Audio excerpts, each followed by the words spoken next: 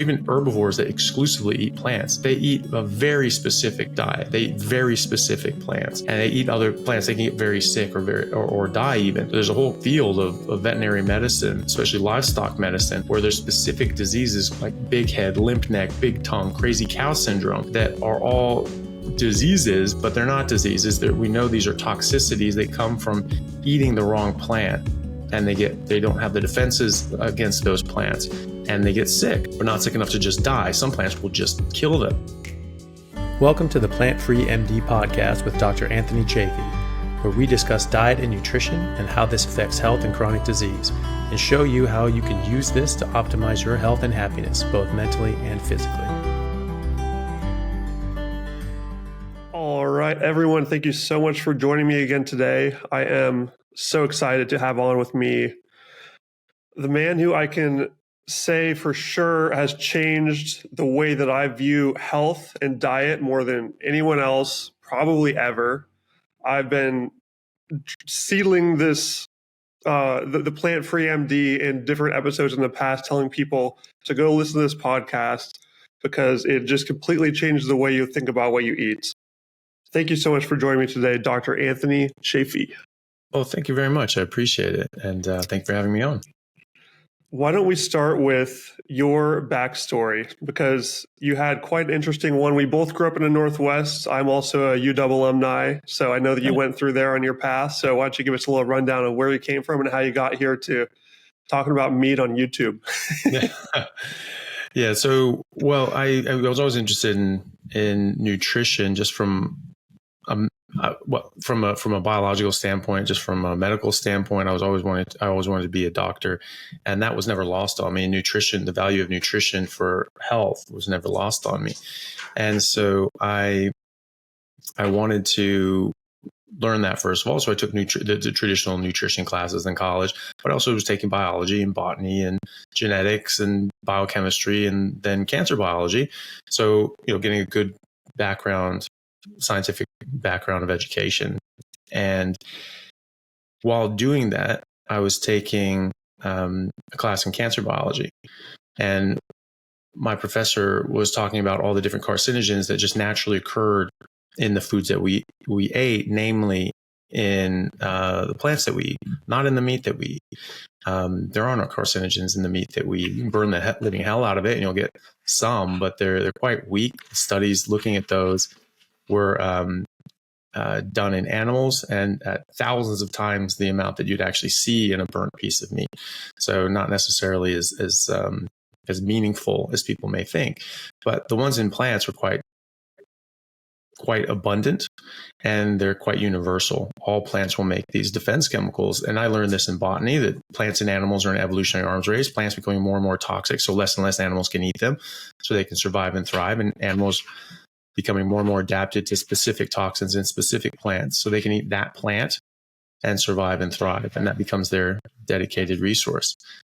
So we were going over all of this again, but from a cancer perspective. So we were looking at carcinogens, and he told us that there were thousands of times more naturally occurring toxins in plants by weight than the pesticides we spread on them, for instance. This is a normal thing that we see in plants. Most plants on Earth are actually inedible, meaning that they're so toxic that they're not safe to eat in any amount, and they could kill you. And so, of course, you're causing damage, metabolic damage, structural damage, genetic damage to your body with these toxins, and those could precipitate cancer down the line. So that's the idea, is that some of these things are carcinogenic. And so we were looking at it from that perspective, and he said that there was 136 known carcinogens just in Brussels sprouts, and over 100 in mushrooms, but over 60, over 80 in spinach, kale, lettuce, celery, cabbage, cucumber, broccoli, all the different fruits and vegetables that we would eat as a normal part of our diet. And we were quite taken aback by that. I remember we all thought he was joking. We were looking around wildly, thinking there must be someone in on the joke. Someone must be laughing in the corner or something like that. I was looking for a TA somewhere that was just snickering in the corner or something like that. But there wasn't any. And so eventually it just sort of dawned on us that he was serious. And I remember thinking in my head, But vegetables are still good for you though, right? Even though they're packed with carcinogens. And he just sort of looked at us, and I felt like he read my mind, because he just gave us a funny look, and he just said, I don't eat salad. I don't eat vegetables. I don't let my kids eat vegetables. Plants are trying to kill you. I was like, and just made a decision then. Great, not eating plants. I'm just done with that. I was also very interested in nutrition because of my athletics. I always played sports since I was a kid. I trained in MMA, then rugby. I was an All-American. I played at UW. I played for the Seattle, premiership team at the time as well. And so I was training I would finish it at UW at 3. I'd be at UW training at 3:30. I'd train until about 6:30, and then I go straight to my men's team practice at 7. I go 7 to 9:30, and then I go to the gym. So it was a very, very busy schedule. And, I was able to do it, but now I felt amazing. Now I felt amazing doing it. I never ran out of energy. I could just go. So you eliminated the plants at this point and gone like pretty carnivore at that point without really even knowing it. It didn't have a label, but you just stopped eating plants. That's it. So I went to the grocery store, and I just was looking around like, well, what the hell do I eat? Because it's just all, it's all plants. There's plants in everything. It's either that's the main ingredient, like bread, pasta, or produce, or at least is included in something. And so I just was walking around in a daze going, well, what the hell do I eat? And I just came around some eggs. I was like, okay, eggs. Eggs don't come from plants. I'll get some eggs. And meat doesn't come from plants. I'll get some meat. So I wasn't doing a carnivore diet. There wasn't anything by that name, and at that time, and I didn't put 2 and 2 together at the time with what I had learned since I was a child, that humans are apex predators, top of the food chain. We've been hunters and carnivores for millions of years. Like, that's what the evidence shows, and that's what we teach grade school kids, or at least we did before the vegan propaganda started. And, coming indoctrinating everybody. But that's what I was taught as a kid, that humans are apex predators. And that's what paleoanthropologists show and archaeologists show. That's what the fossil record shows. And that's what our biology shows. And so it's really important to eat to your biological design. We, as a species, are about 300,000 years old. We are living in modern times, but our genetics are still hundreds of thousands of years old. So we haven't changed too much since then. But some adaptations more recently with the introduction of agriculture 8 to 10,000 years ago for some people, but not for everyone. And 10,000 years is not nearly long enough to become fully adapted to these plant toxins. And certainly not all the plant toxins. You can't just, there's different ones. Plants make about 1 million different defense chemicals.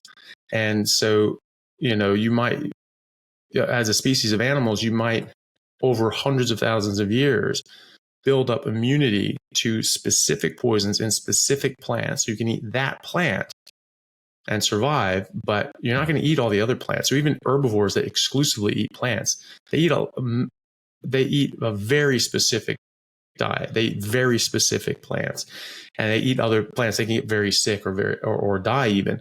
There's a whole field of veterinary medicine, especially livestock medicine, where there's specific diseases like big head, limp neck, big tongue, crazy cow syndrome, that are all diseases, but they're not diseases. We know these are toxicities. They come from eating the wrong plant, and they don't have the defenses against those plants, and they get sick, but not sick enough to just die. Some plants will just kill them, and they tend to avoid those things. But if you're stuck in a pasture and you run out of feed, you run out of forage, that's when you start seeing animals eating other plants that they're really not designed for, and they can get very hurt or they can die.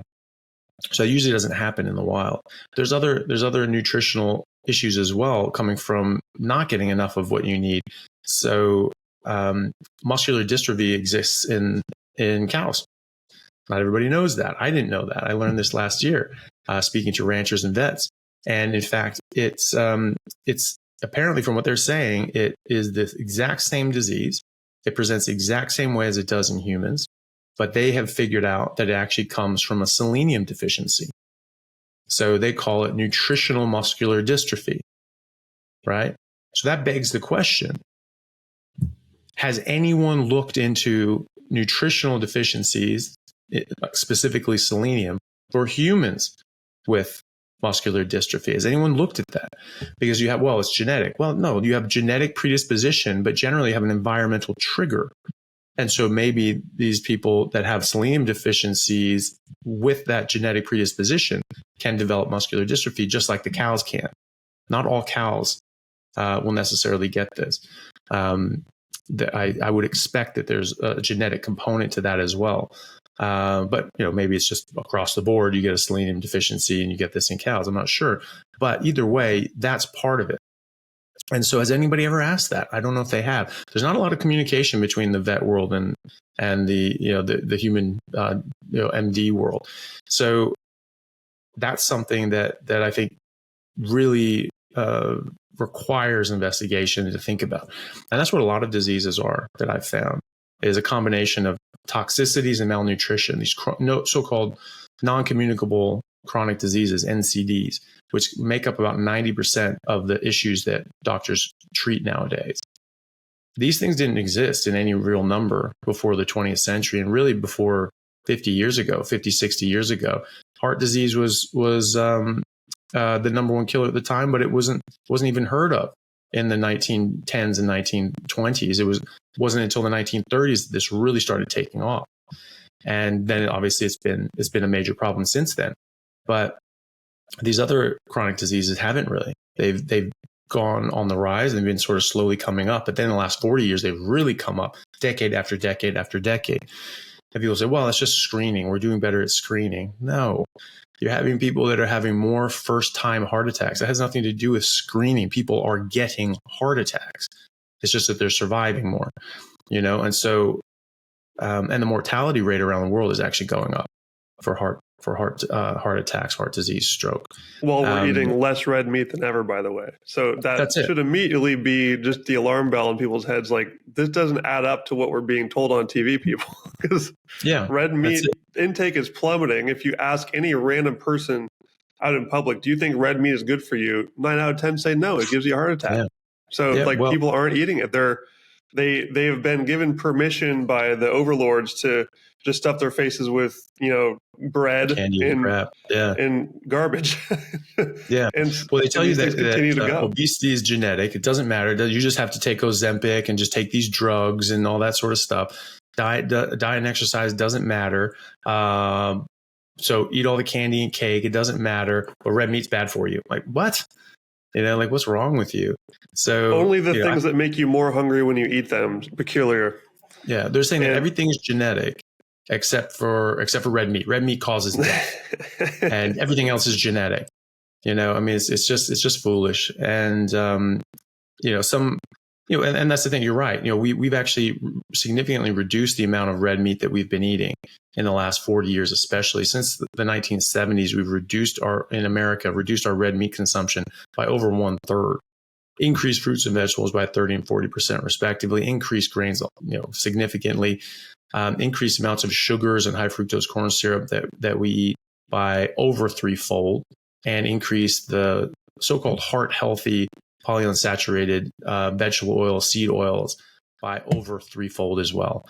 And what happened since then? Well, the rates of heart disease went up, cancer rates went up, diabetes rates went up, stroke rates went up, autoimmunity went up, Alzheimer's went up, depression went up, autism went up, psychiatric conditions went up, ADHD, bipolar disorder, major depression, anxiety, all these other sorts of issues, schizophrenia. These things are on the rise. Why would they be on the rise? Right. Well, we just didn't notice it before. Really? You didn't notice someone with Crohn's disease before having 30 bloody bowel motions a day? Really? You just didn't catch that?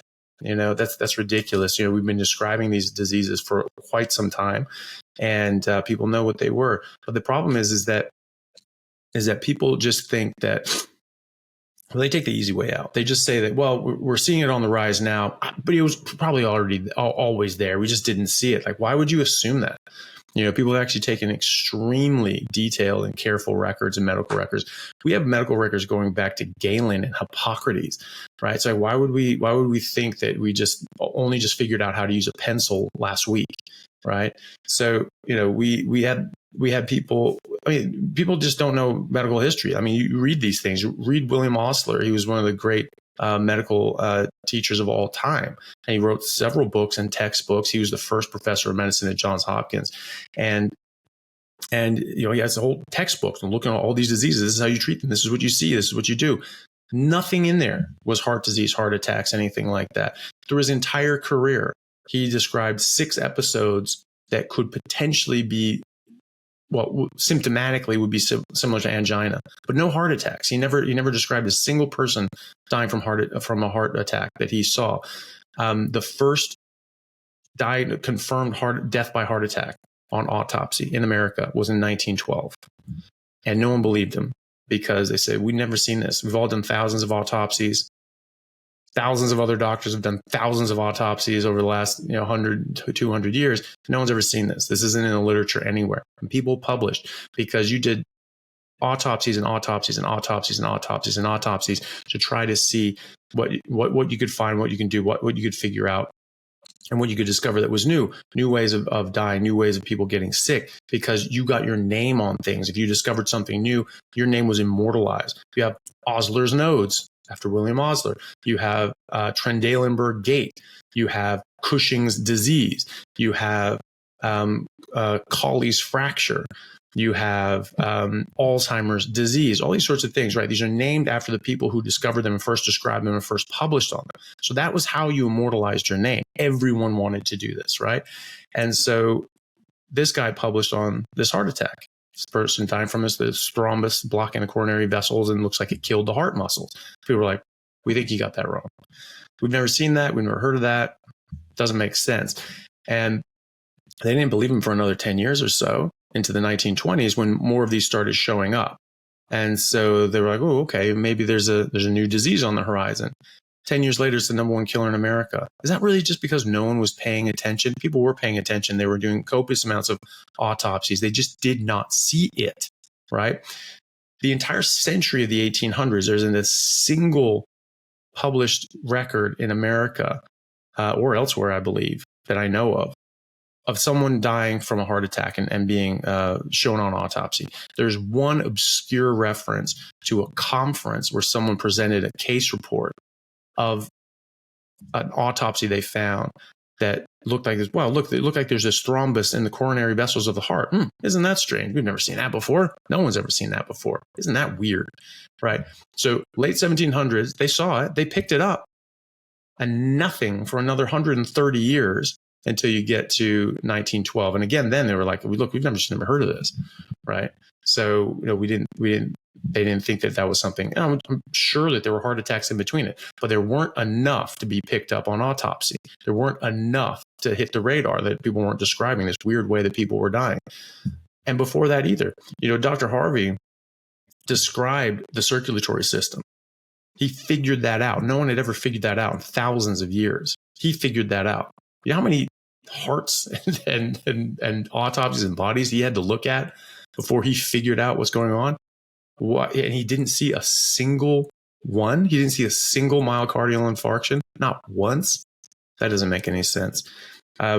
If they were so prevalent, if this was just the number 1 killer, because in the 1800s, we were eating more meat than we were in the early 1900s, especially, and a lot more lard. We didn't have the seed oils. We didn't have access to sugar. We didn't have all the refined grains. It was meat. People ate meat if they could get it, and they would eat plants to fill in the gaps or for preference, for taste and things like that. But people ate meat. They ate a lot of meat, and they ate a lot of fatty meat. They were never worried about that. In 1911, I think the average American ate around 16 pounds of butter a year. And now it's a fraction of that. And the heart disease rates and the heart disease deaths from heart disease is far higher, right? So these things aren't even correlated. Meat and animal fat are not even correlated with heart disease or chronic disease, if you look back, because these diseases were almost non-existent up until the 20th century, and they've only become more and more prevalent since then.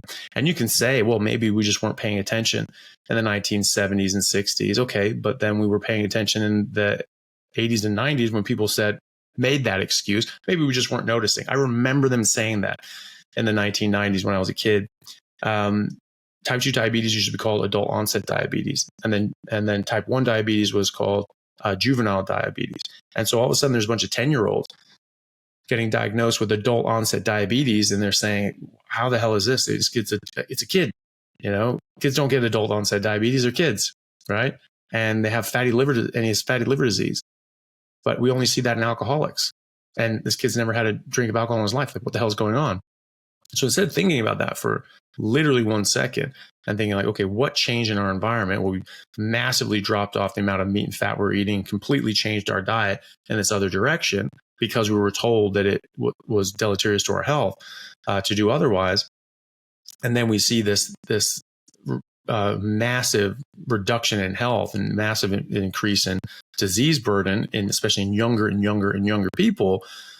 That should have hit some warning bells and alarm bells, but apparently it didn't. They just said, it was probably happening all the time. We probably just misdiagnosed these things as juvenile diabetes or adult, instead of, because they were just kids and no one looked at it. These are completely different diseases. Type 2 diabetes, you still make insulin. It's just not covering you for your demands because you're just cranking in the amount of sugars and carbs and things like that. And it overwhelms your body's capacity to lower your blood sugar.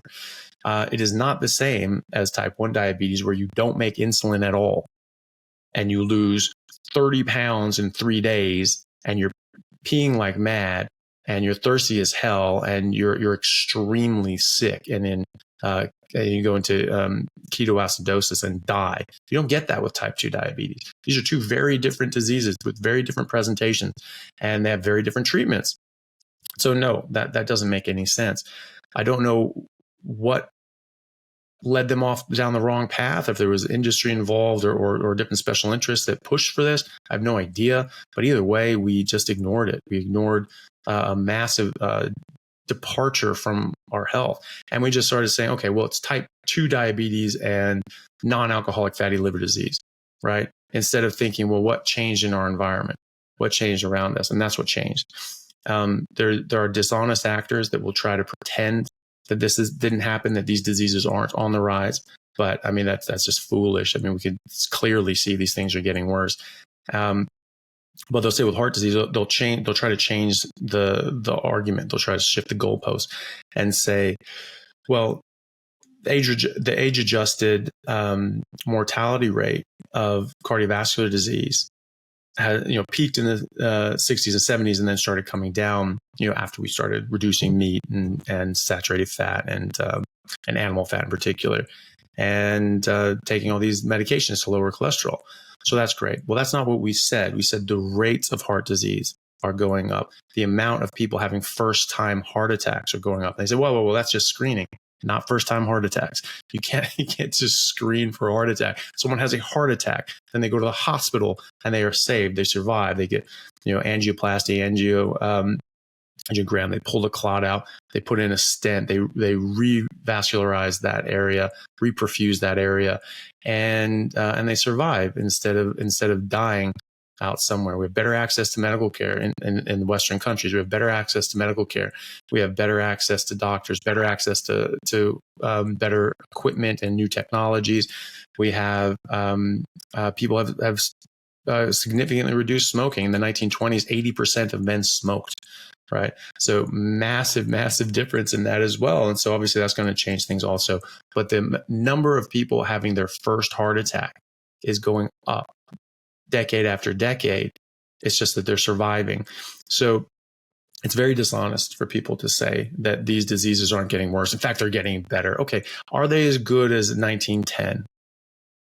Are they as good as 1905? Before Alzheimer's disease was described, because that was the first time it was described. Dr. Alzheimer's reported, again, at an obscure conference with one case of a lady who had this weird state of cognitive decline in her elder years.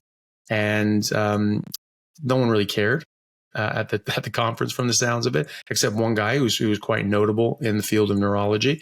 And he actually published a massive book of neurological disorders. And he published that case and he included that and he called it Alzheimer's dementia. And so that's how that came into being. It was 1906. And there isn't a single reference in the literature before that describing a similar set of disease and symptoms by a different name. Is a new disease. Dementia was new. Well, people just didn't live that long. Bullshit. if they lived to adulthood, they most typically lived to be as old as us or older.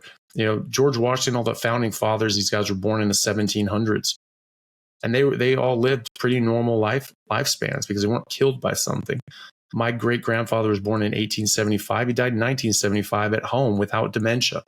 Socrates was in his late 70s when he was so sharp that they were like, this guy's trouble. We have to kill him. And they killed him with a plant, by the way. They made him drink hemlock. So, people did not just die in their 30s. That's ridiculous.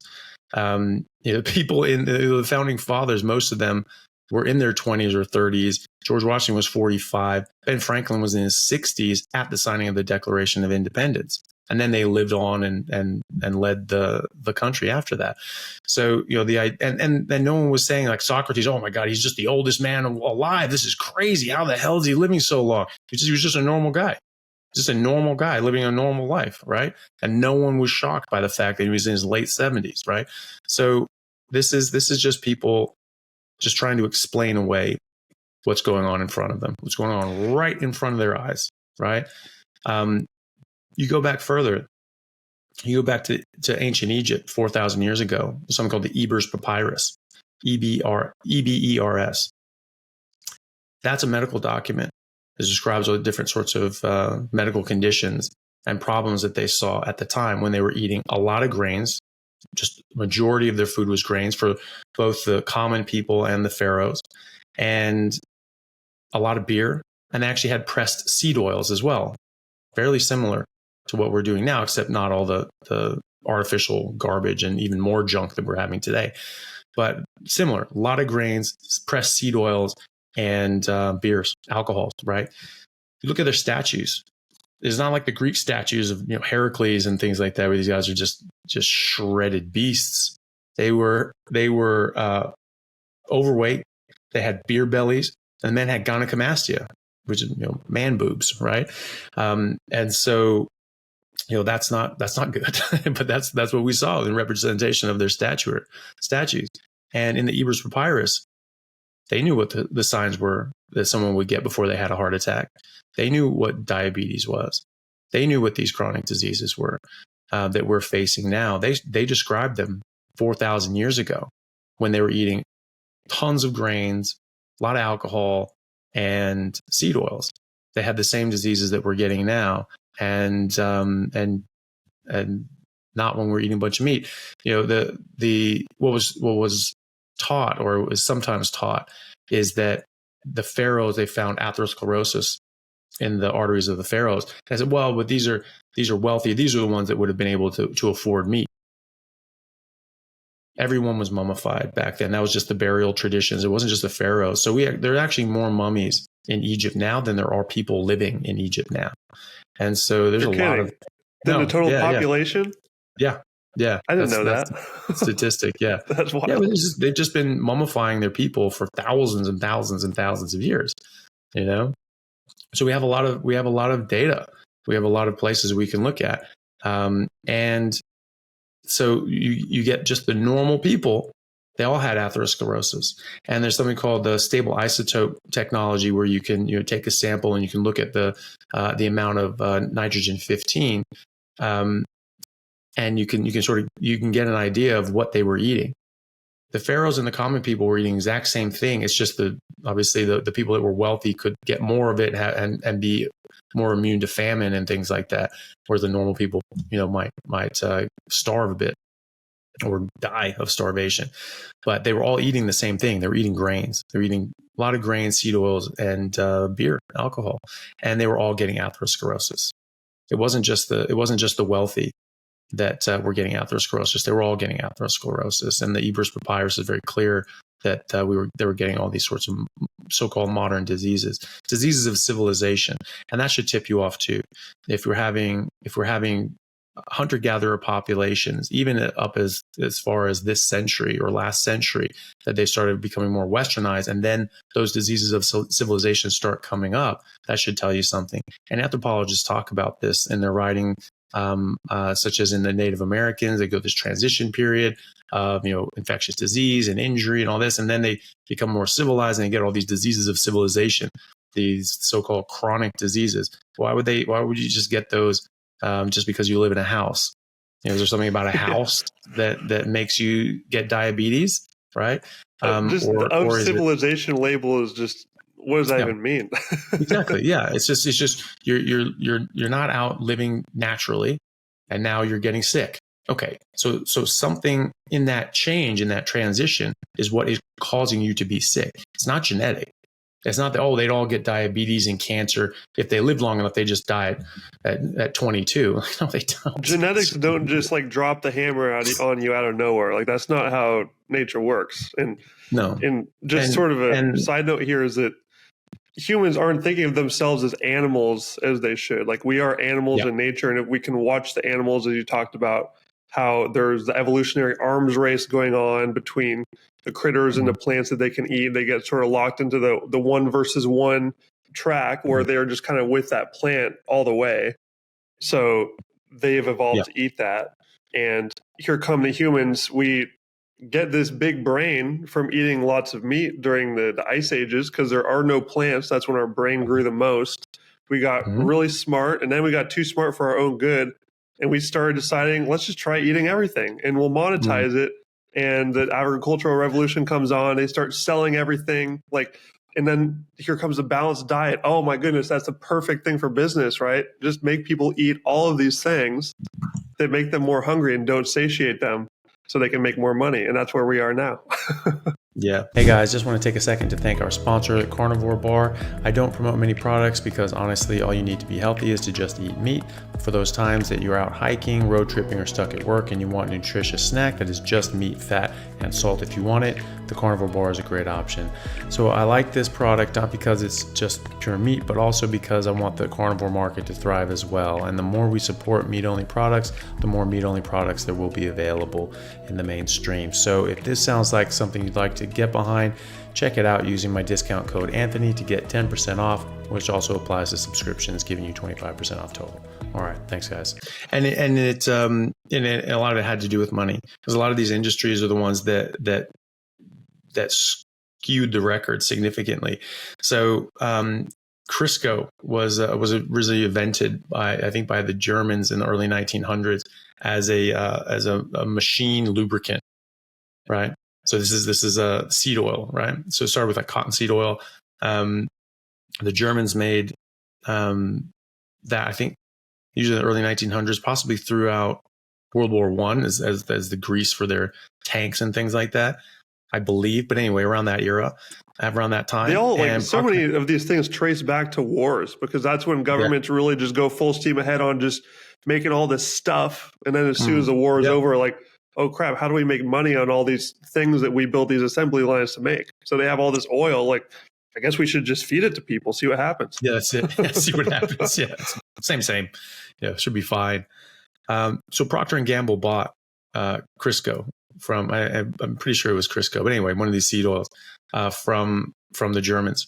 And then they paid the equivalent of $20 million to the American Heart Association to say that it was healthy and better for you than butter and the animal fats. So this is just fraud. They just paid people off to lie, and they're like, yeah, whatever. Well, either they didn't realize how bad it was, or they just didn't give a shit. But either way, they did it, and they just sold their integrity, to the company, the food manufacturers, and the people saying, "Oh, okay, Crisco," and they just started putting out ads, and you see these ads from the '60s going like, "Oh, the clean taste of cooking with Crisco." When I have my fried chicken, there's actually, I swear to God, I'm not just making that. There's actually a southern sort of they drawl. know what gets people to feel good. They hear that accent, and it's like, oh, she cares about me.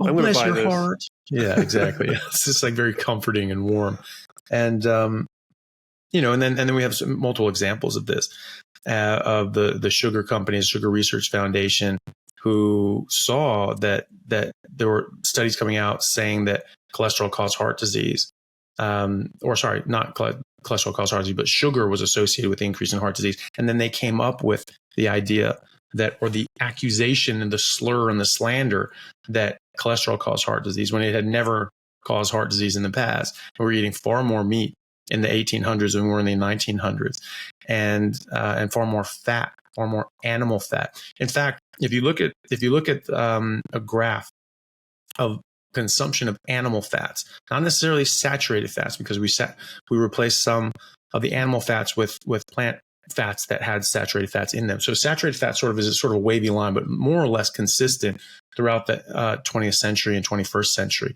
And yet heart disease is going up. And yet heart disease didn't exist in the 1800s. So again, no correlation whatsoever. And you can't prove causation from correlation, even if things are tightly correlated. That doesn't prove causation, but it shows a correlation. You say, okay, well, let's investigate this. But if there's no correlation at all, if it's completely disconnected, that proves there's no causation, because there has to be a cause and effect. There has to be a correlation if there's a cause and effect relationship. If you remove the cause, the effect has to go away. So that has to be correlated. So saturated fat, just steady, no correlation with heart disease. But animal fat in particular is actually inversely related to heart disease and cardiovascular disease. So we're reading a lot more of it in the early 1900s. And then as that came down over the 20th century, heart disease was going up. So it's actually an X-shaped curve. As animal fat reduces, heart disease goes up. So again, no correlation. In fact, an inverse correlation. If anything, you could say that it might be protective. And we do see this inverse association quite often. Now, it doesn't necessarily mean that it's protective, but it could mean that the things that you're replacing it with are causative and are causing more of a harm.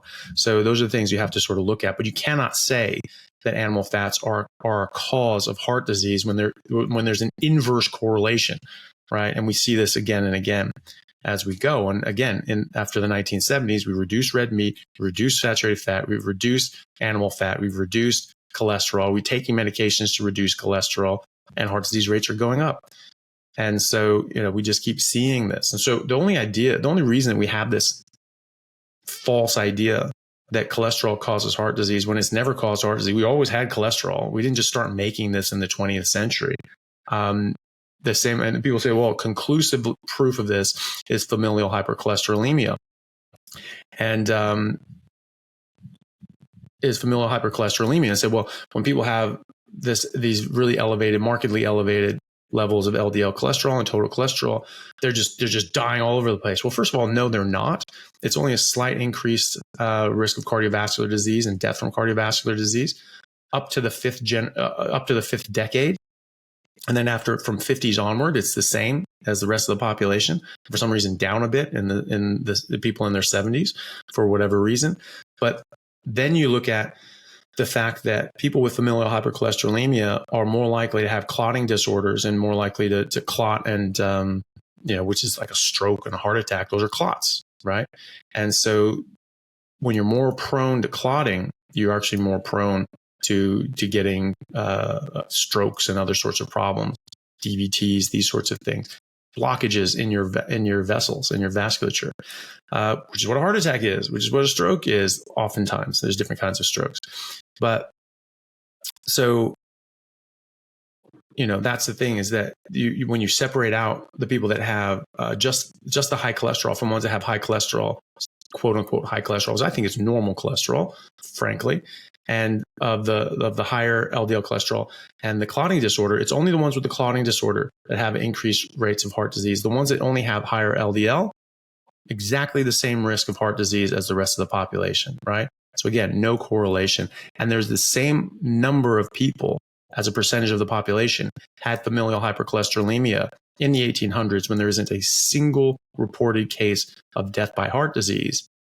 in the entire century. So what happened there? If people understand population genetics, it's very simple. Peter Attia says that, well, if you understand math and statistics, you understand that cholesterol is causative, is a definite cause. Well, first of all, there's zero causative studies. There are zero studies that show cause and effect relationship between cholesterol and heart disease. Zero. And in fact, the randomized controlled trials that tried to look at this actually found the opposite. When you gave people linoleic acid and polyunsaturated seed oils and fats to lower LDL cholesterol, lower saturated fat, it did do that, and more people were dying of cardiovascular disease, heart attacks, and strokes, right? So Again, no correlation, likely an inverse relationship. But if you understand genetics and population genetics, you'll understand that the percentage of an allele in the population stays consistent at that percentage, regardless of the population's growth or shrinkage, right?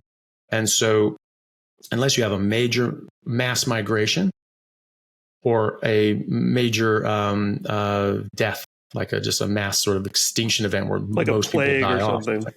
Plague, something massive, where you're losing like half the population, like the Black Death, where 2/3 of Europe died, right? Something massive like that. That's going to change the genetic expression of alleles, right? And the percentage of them. And it's going to select for certain ones and not others. So in the 1800s, we didn't have any of those events. So we had people immigrating into America and elsewhere, but mostly they were coming from Europe, and we don't see any records of people dying of heart attacks in Europe en masse either. And so you should have the same percentage of the population have familial hypercholesterolemia in the 1800s when there isn't a single reported death from heart disease on the autopsy, right? So what happened, right? So if you understand statistics and you understand population genetics, you'll know that it cannot be cholesterol because there isn't even an association with cholesterol. This idea that cholesterol caused heart disease did not come up independently from a researcher that said, "Ooh, I think this is it." It was brought about by the sugar companies. They invented this, and then they found people like Ansel Keys and other professors from other prestigious universities like Harvard and elsewhere that were corrupt enough and corruptible enough that they could pay them off to push this narrative and just make that their life's work of just pushing and cranking down cholesterol as the cause of heart disease, when in their own documents, they recognize that it's probably there. It's probably their product, and they needed to muddy the water. So that's not supposition. That's not conjecture. That's not somebody's blog post where they accused, sugar companies of doing this. That's reported in the Journal of the American Medical Association in 2016, one of the top medical journals in the world, JAMA. And it's not just someone reporting this. It's the publication of the Sugar Research Foundation's own internal documents where they, in their own words, spelled this out.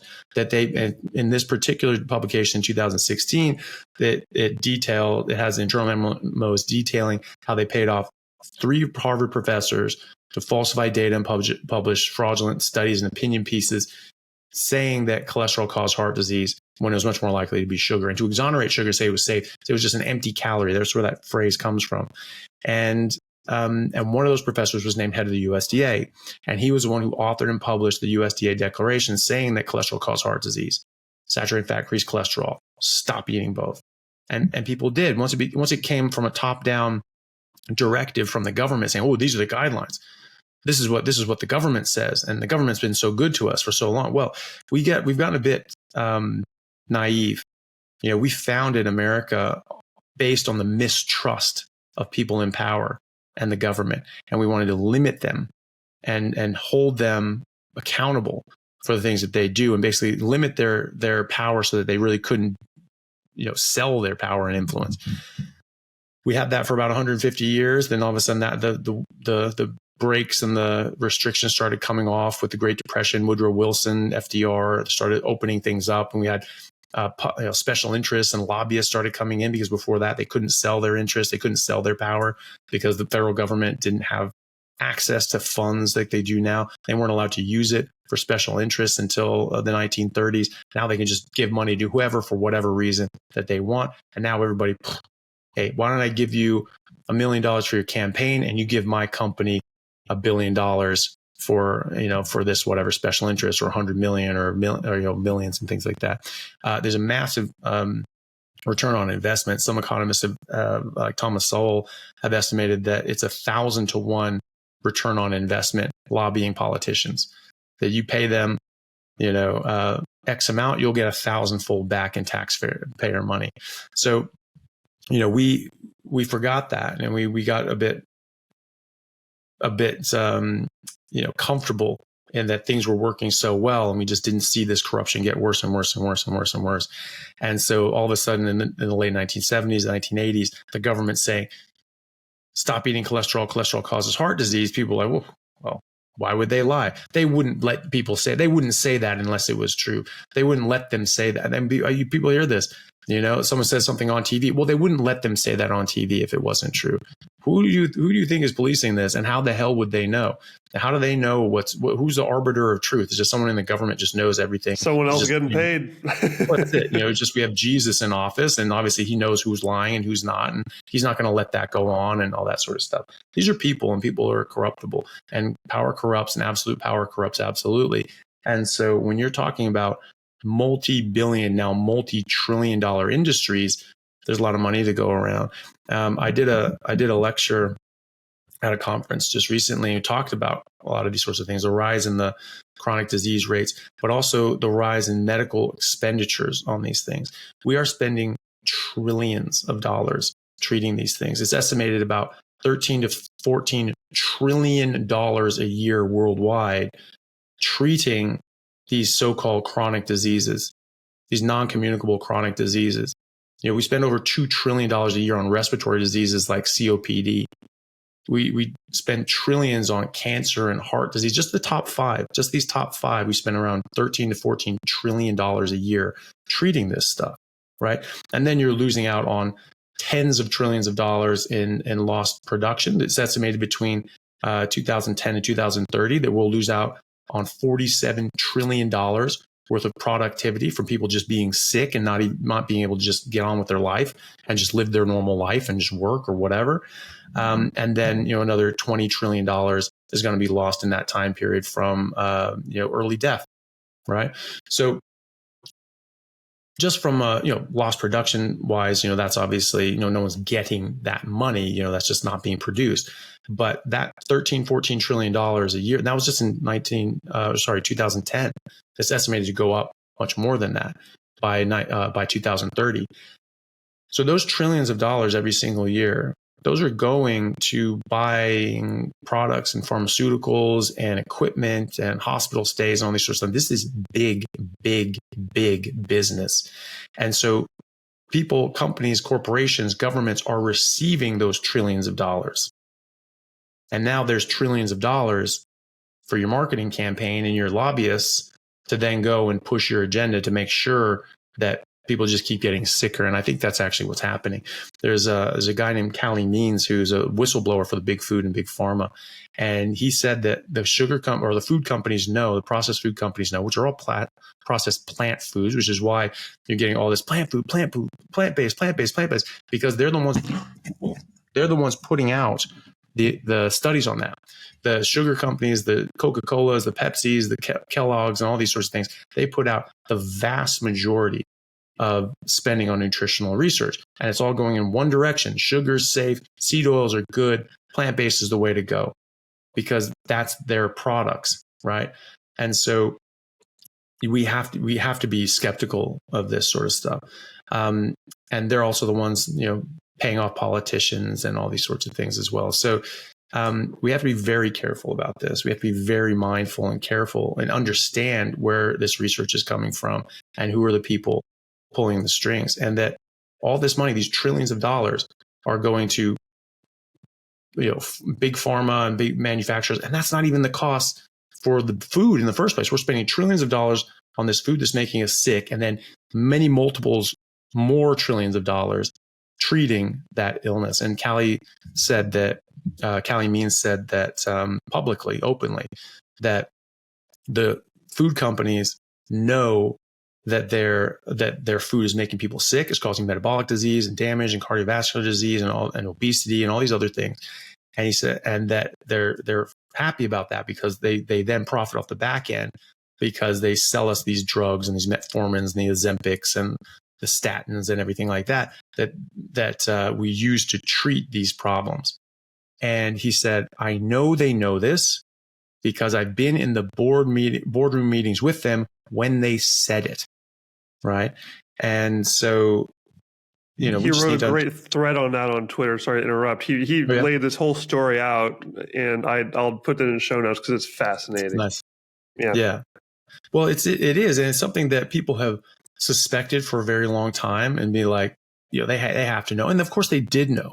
We have this this JAMA report from the sugar industry, from Sugar Research Foundation, decades ago, talking about how they manufactured this crisis on heart disease in the first place, or on cholesterol and causing heart disease in the first place.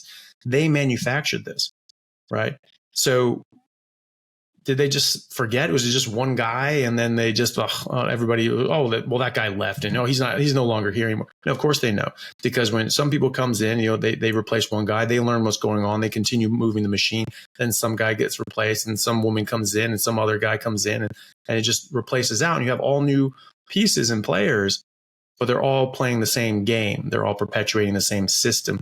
And they were doing this for decades. They were paying off researchers and politicians and people for decades to push this narrative. And so, that's still going on. They know about this. We learned about the tobacco companies and how they were saying for decades, oh, no. Tobacco is safe. It's not addictive. Our studies show that it doesn't cause cancer. It makes your hair grow and your teeth whiter and all this. I mean, they just made things up because but I have a study here. Oh, and that's what this said. Yeah, but you made up the study. It's a garbage study. And then they had leaked documents of their internal memos, like the JAMA memos from the sugar companies, showing that no, they damn well knew that this stuff was toxic and addictive and causing cancer, and they were lying about it. And they lied on they perjured themselves in front of Congress. So they got like a $400 billion fine, I think it was. But who cares? I mean, they made trillions in that time, and people died because of that. Well, why the hell wasn't it a criminal charge? Why was it just civil? Why did they just get a penalty? They got away for 30 years or more putting out a product that they knew was killing people and causing cancer. So how is that not at least manslaughter or reckless endangerment or murder? They're knowingly putting out a product that they know can kill people, and yet they're trying to market this to younger and younger and younger people. These are just drug dealers. These are just drug cartels. They're just legal drug cartels. It's the same exact tactics. You hook them young, you hook them early, and then you have a client for life. And that's what they're trying to do. Right? They're trying to do that with tobacco.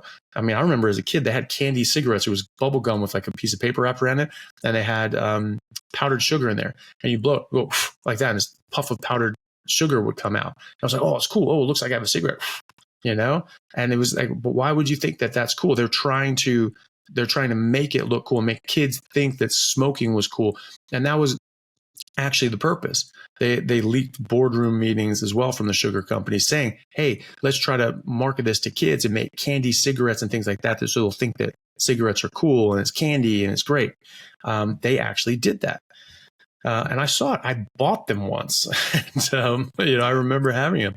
And so, that is knowledge of forethought. They know what's going on. The sugar companies knew what was going on. And there's so many layers to that too. Like they have the whole advertising campaigns of all this. They get all the celebrities in on it, doing smoking a cigarette on the commercial or on the newspaper or the magazine. And just the way that, in the word you use, is the system. It's this giant system of moving parts, and most of the people inside the system that are making this thing run are not evil people. Like, Calamine is a perfect example. He was in there and he was just kind of, doing his job, and until he realized, wait, this is terrible. I need to get out of here and tell people what's actually going on. Like, people have just little enough responsibility within that behemoth that they don't feel guilty about it.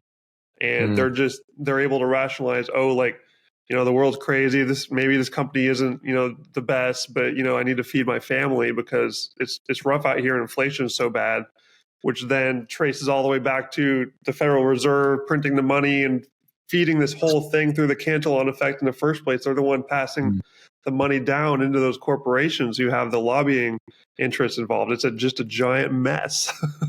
Yeah. And there's always, something happened before. You can always go back further and further and further. But right now, what we're dealing with is multinational corporations, multi-trillion-dollar corporations in both the food and drug industry that are profiting greatly off of human suffering. And most people involved in that don't realize that. The people working on the drugs and coming up with things. I mean, a lot of these people are thinking like, wow, I'm doing such great things. I'm figuring out medications and treatments and treating new diseases and all these sorts of things. But it's a product development business. Goldman Sachs, there's a leaked meeting from Goldman Sachs. And then one of the slides it said, is it a viable business model to cure disease? Right? Or should we just perpetuate and treat the symptoms of the disease so that people can live with the disorder and then we own them for life? Right? Instead of curing something and getting rid of it, we just perpetuate it. Chris Rock called this in the 90s. I remember this in one of his stand-up specials. He said that, they're not trying to cure disease. They just want you to live with disease, because they profit off of it, and they don't want to cure anything. When was the last time they cured anything, right? They're still pissed about polio, they cure that. They're like, damn it, we just dried up our resources, but it's true. It is exactly true. And I think it was Callie Means that said this, or someone else who sort of, was saying about their experiences. I'm pretty sure it was Callie Means. And there was a pharmaceutical executive that was just sort of asked a rhetorical question and said, hey, do you know what my favorite drug is that our company makes? And we're like, oh, well, what? Something that cures cancer in babies, something nice like that. And like, no, my favorite drugs that our company produces are drugs that have side effects, that we have drugs that treat the side effects of. And so you have to be put on other things. He's like, I want to sell as many of these things as possible. And I want to sell drugs on top of drugs on top of drugs. These people are not our friends. We have to understand their motivations. Their motivations is to be profitable. And that's fine. But we need to understand that this is a product development marketplace. It doesn't work any better if the government does it, because guess what? The government wants money too. The government spends money too. It wants to save money. It wants to do things that earn it money, and it's using us as chattel and milking us and harvesting us every year with taxes. And they want to keep as much of that as possible, put that in their own pockets, put that in their friends' pockets, and be corrupt bastards. They're not trying to, oh, well, we'll handle it better than they will. We'll fund it. No, they're just giving them control of the purse strings, and then they're gonna blow it in their own way. So that doesn't work either. What works is people understanding the system. They understand the game. They understand that these people are not necessarily trying to make you well. They're trying to perpetuate a disease state and just treat you symptomatically, which is important, because sometimes that's vital, and sometimes that symptom management can actually save your life. Diabetes is a good example of this. Taking metformin, taking insulin, taking these sorts of things does actually benefit your health and your life.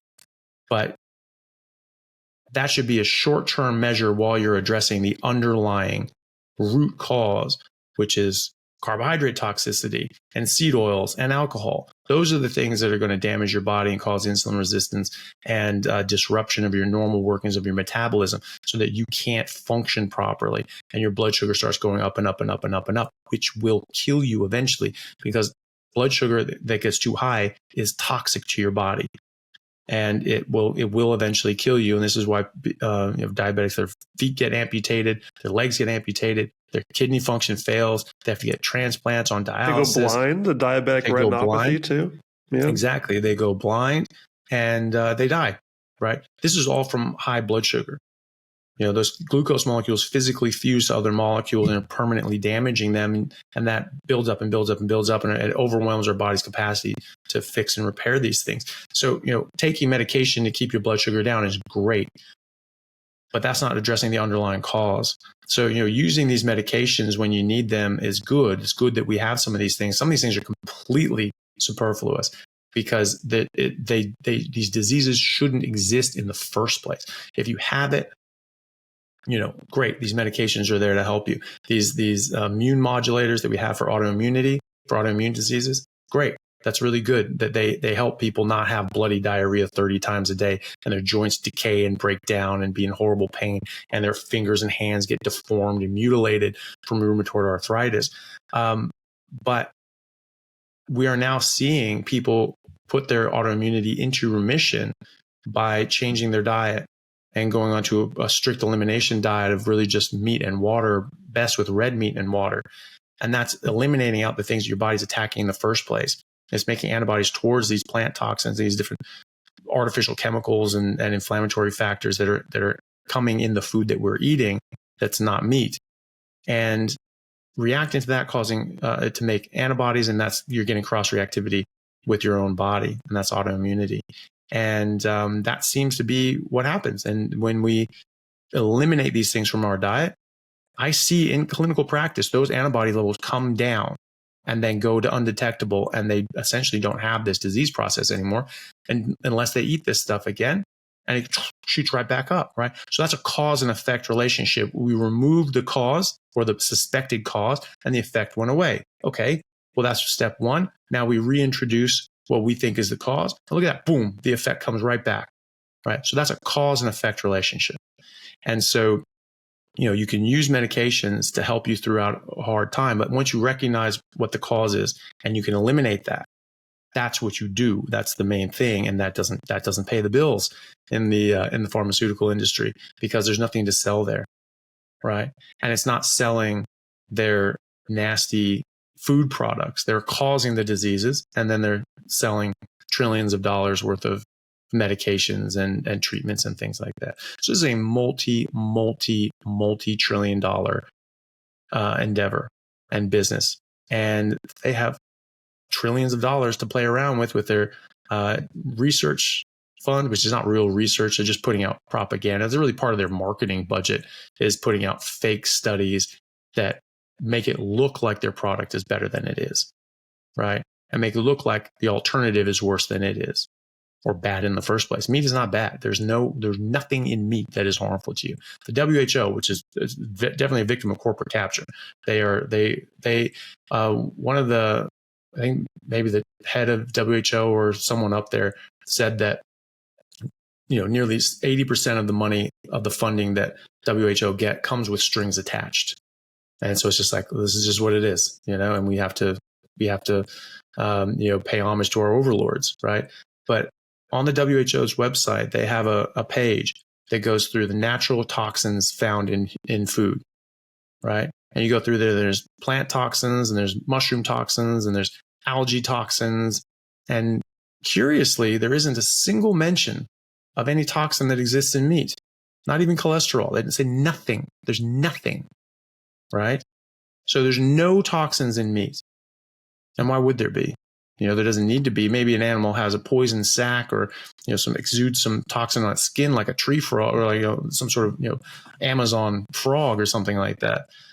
But the meat itself doesn't need to be isn't poisonous, because it doesn't need to be poisonous, right? So a cow is a big animal, and a buffalo, a bison is a big animal. Of the 5 top killers of humans, animals that kill humans in Africa, 4 of those are herbivores, right? Only 1 is lions, right?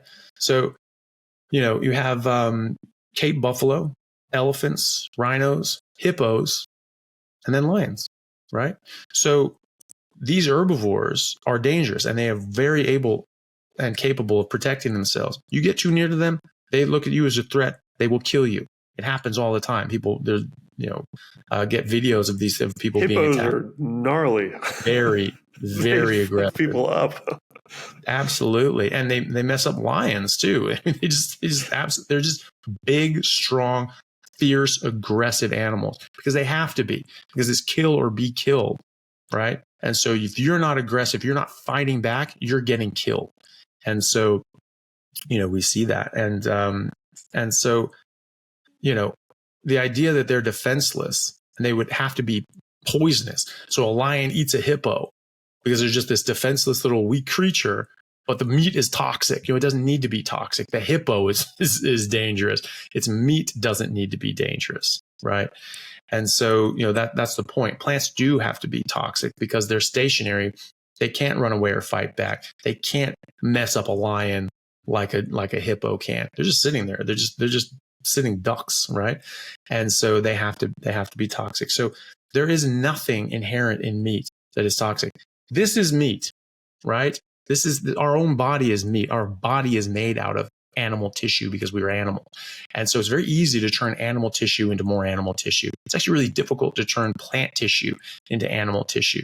And not every animal is equipped at it. That's why 70% of animal species are carnivores, right? Because they don't have the ability to turn plants into animals. They have to eat other animals that are already animals, right? And so, that's the thing. There is nothing inherent in meat that is harmful to you. And then they'll say cholesterol. It's complete bullshit. It's complete and utter bullshit. I'm hearing people saying like, oh, what about like, don't they like inject bad hormones into it? But I've heard many times that that's really overblown, and it's really just the hormones that are already in that animal in a tiny amount. So it's not even significant. So people don't really need to worry about that, right? Yeah. Well, and the thing is too, is that it's real easy. You say, well, but they inject this and then you burn steak and this carcinogen. Okay, so don't get the ones with injections and don't burn your steak. It's real easy. So even they are admitting that there's nothing in the steak that's causing a problem. It's something that you do to it. It's a man-made could cause a problem. thing. Or processed meat. That's carcinogenic. Well, what's processed? It means you've done something to it. You've changed something to it. So why is unprocessed meat not a carcinogen? But processed meat a carcinogen because you added a bunch of plants and artificial ingredients to it. And also it's bullshit. That was complete and utter crap too. The WHO only reported on 30 or so studies, and they omitted 800, right? And those sort of studies were poorly designed junk studies that had a very weak correlation, like an 18% increased relative risk. If you're looking at epidemiological junk studies, you don't even pay attention to it unless it's over 200%. That's a rule of statistics. You don't waste your time. And they just completely ignored that and just said, oh, look at this. It increases risk of colon cancer, things like that. No, it doesn't, because all those other 800 studies showed the exact opposite. There was no relationship between eating meat, and especially unprocessed red meat, and cancer, colon cancer or otherwise. So it was fraud. And in fact, a lot of the people that were on there were vegans, vegetarians, and Seventh-day Adventist church members who are religiously anti-meat. And some of the other people that were on there, it was just a work group. It wasn't like they did studies or something like that. They just did a literature review and they made a decision on what they were going to say. And there were other people on that. And one of the guys on that panel said that it was the most difficult thing that he'd ever have to experience in his professional career, because he saw hundreds of high quality, good studies be thrown out because they didn't push the narrative that they wanted in favor of really crappy studies that did. And he said, hey, you guys need to declare your bias. You're vegetarians, vegans, and Seventh-day Adventist members. You need to declare your bias and say that this is where you're coming from. And they've refused, right? So the University of Washington published a year or 2 years ago an actual massive study or literature review looking at over 800 studies, and found that the ones that connected meat with cancer, very tenuously, by the way, were just, and in their words, junk studies and just garbage science. So this was that the better studies showed absolutely no relationship between red meat and cancer, or even processed meat and cancer. But again, if you process meat and you think that this is causing harm, well, then you're adding something to it, right? So no matter where they go, they can't say, hey, look, this in meat, this causes harm, and here's the proof, right? It's something has been done to it. You've burnt it, or you've added hormones to it, or something like that. But to your question about the hormones, in economics, which I wish everyone would study, there's this idea of compared to what? Well, look at this, the GDP is okay, compared to what? Right? You need to have a frame of reference. You need to have something to compare it against. And so that's the same with hormones. And they'll say that. And I've had patients who their doctors, their oncologists have said, don't eat red meat because of all the hormones in it. It has all this estrogen in it. And you can't do that because you have an estrogen sensitive tumor. And so you need to just get rid of all this sort of stuff. So what do you do instead? You eat, plant-based proteins instead, things like soy. That's a major source of plant protein is just soy. Just a block of chemicals will be just fine. Yeah, exactly. And so what they don't realize, sludge. Because they've been brainwashed, is that when you give growth hormones and things like that to cows as they're growing, or steers really, that yes, it can increase their estrogen levels. It actually doubles it, nearly doubles it. It goes from 2 nanograms for 3 ounces of lean untreated meat is two nanograms of estrogen. And then in hormone treated meat, 3 ounces lean is about 3.9, right? So it's nearly double, right? That's technically correct. And so they say, look, it has double the hormones. Oh my God. They just use this. So, okay, but compared to what? Where does that fit in everything? Well, first of all, 3 ounces of cabbage have about 400 nanograms of estrogen, phytoestrogens, because plants make hormone disruptors as well. They make phytoestrogens and things that can bind to estrogen receptors and either turn them off or block them from your body using them. Either way, it's disrupting your hormones. It's stopping your body from working normally. So for 2 nanograms in untreated meat, 4 nanograms, 3.9 nanograms in hormone treated meat, 400 nanograms in cabbage, 35,000 nanograms in the birth control pill, 180,000 nanograms in that a fertile woman would make in a day, one day, right?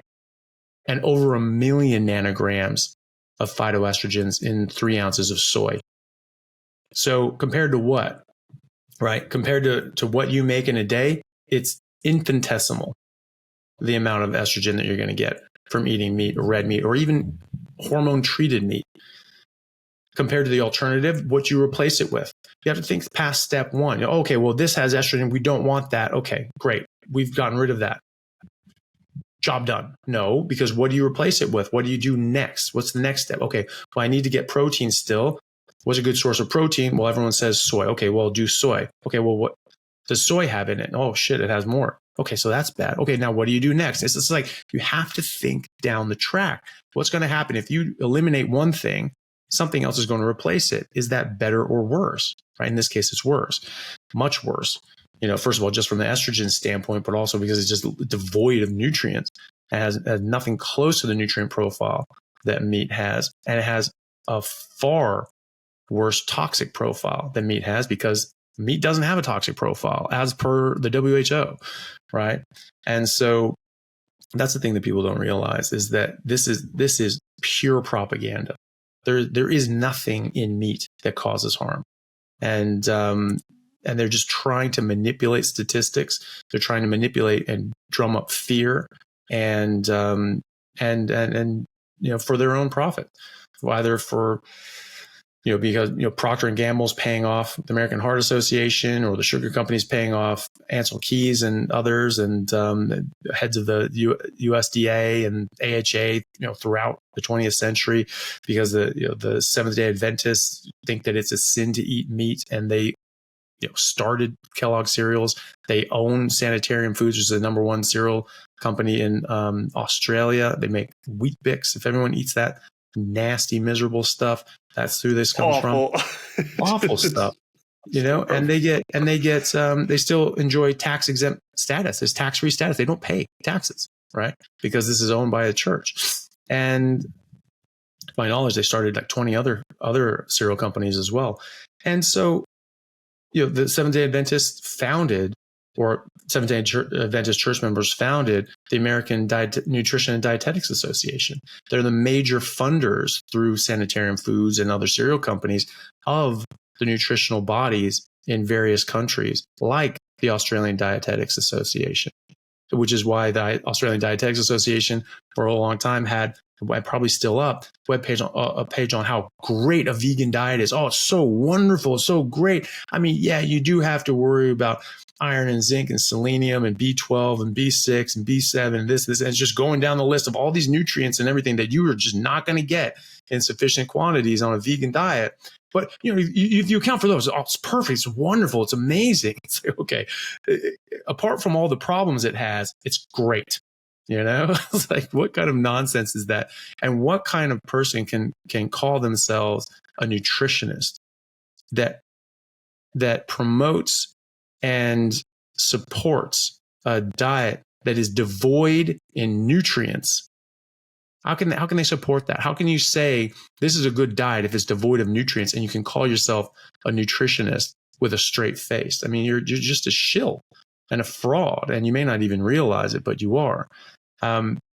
And of course, they are paid off by the sanitarian foods. And in fact, the resources links that they had to support the claims of plant-based foods being so great were either written by sanitarian foods directly or Seventh-day Adventist church members.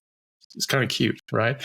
So, and then they said, "Oh, ketogenic diets. Oh, there's no information that says that this is good. Oh, this could be very dangerous and all this sort of stuff." They had to take that down now because ketogenic diets are actually in the national schedule and guidelines for treating diabetes in Australia because it's been clinically proven in humans, in human trials, to be able to reverse diabetes by putting people on a high-fat, meat-based ketogenic diet. But before that, they had this whole page about how this is dangerous. Oh, well, not any good. There are thousands of studies, thousands of interventional trials on ketogenic diets, like a carnivore diet, but it doesn't necessarily have to be.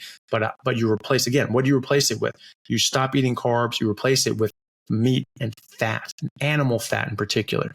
And in fact, the ones that replace out the seed oils and replace those with animal fats, those are ones that do better in these different trials. And so for diabetes reversal and otherwise, even though you get rid of all the carbs and everything, getting rid of the seed oils is very important. And so, seed oils can independently cause insulin resistance. They can cause mitochondrial disruption. They can cause all sorts of problems in the body and the metabolism. So, we have thousands of studies on ketogenic diets. It is the most robustly studied diet on earth, right? And in fact, I was speaking to Dr. Robert Sivas, and he was saying it's the only studied diet that's been studied on earth. All the vegan diets and vegetarian diets, this is the nutritional epidemiology, which is the lowest of the low, right? They said the nurse's study showed this. Anybody who quotes a nurse's study, is a fraud. That they don't know what the hell they're talking about, or they do know what they're talking about. What is a nurse's study? Mislead you. The nurse's study is basically they have a whole bunch of nurses. And every year they send them out a flyer. One thing every year. They get it once a year, and they have to fill out this questionnaire. And it says, what have you eaten in the last 365 days for every single meal? How the hell would you know that? How could you possibly be able to replicate that? So completely flawed, just right off the bat. I mean, no one's going to be able to remember every single meal that they've had in the last calendar year, except me. It's meat every single time. But I'm not going to know how much.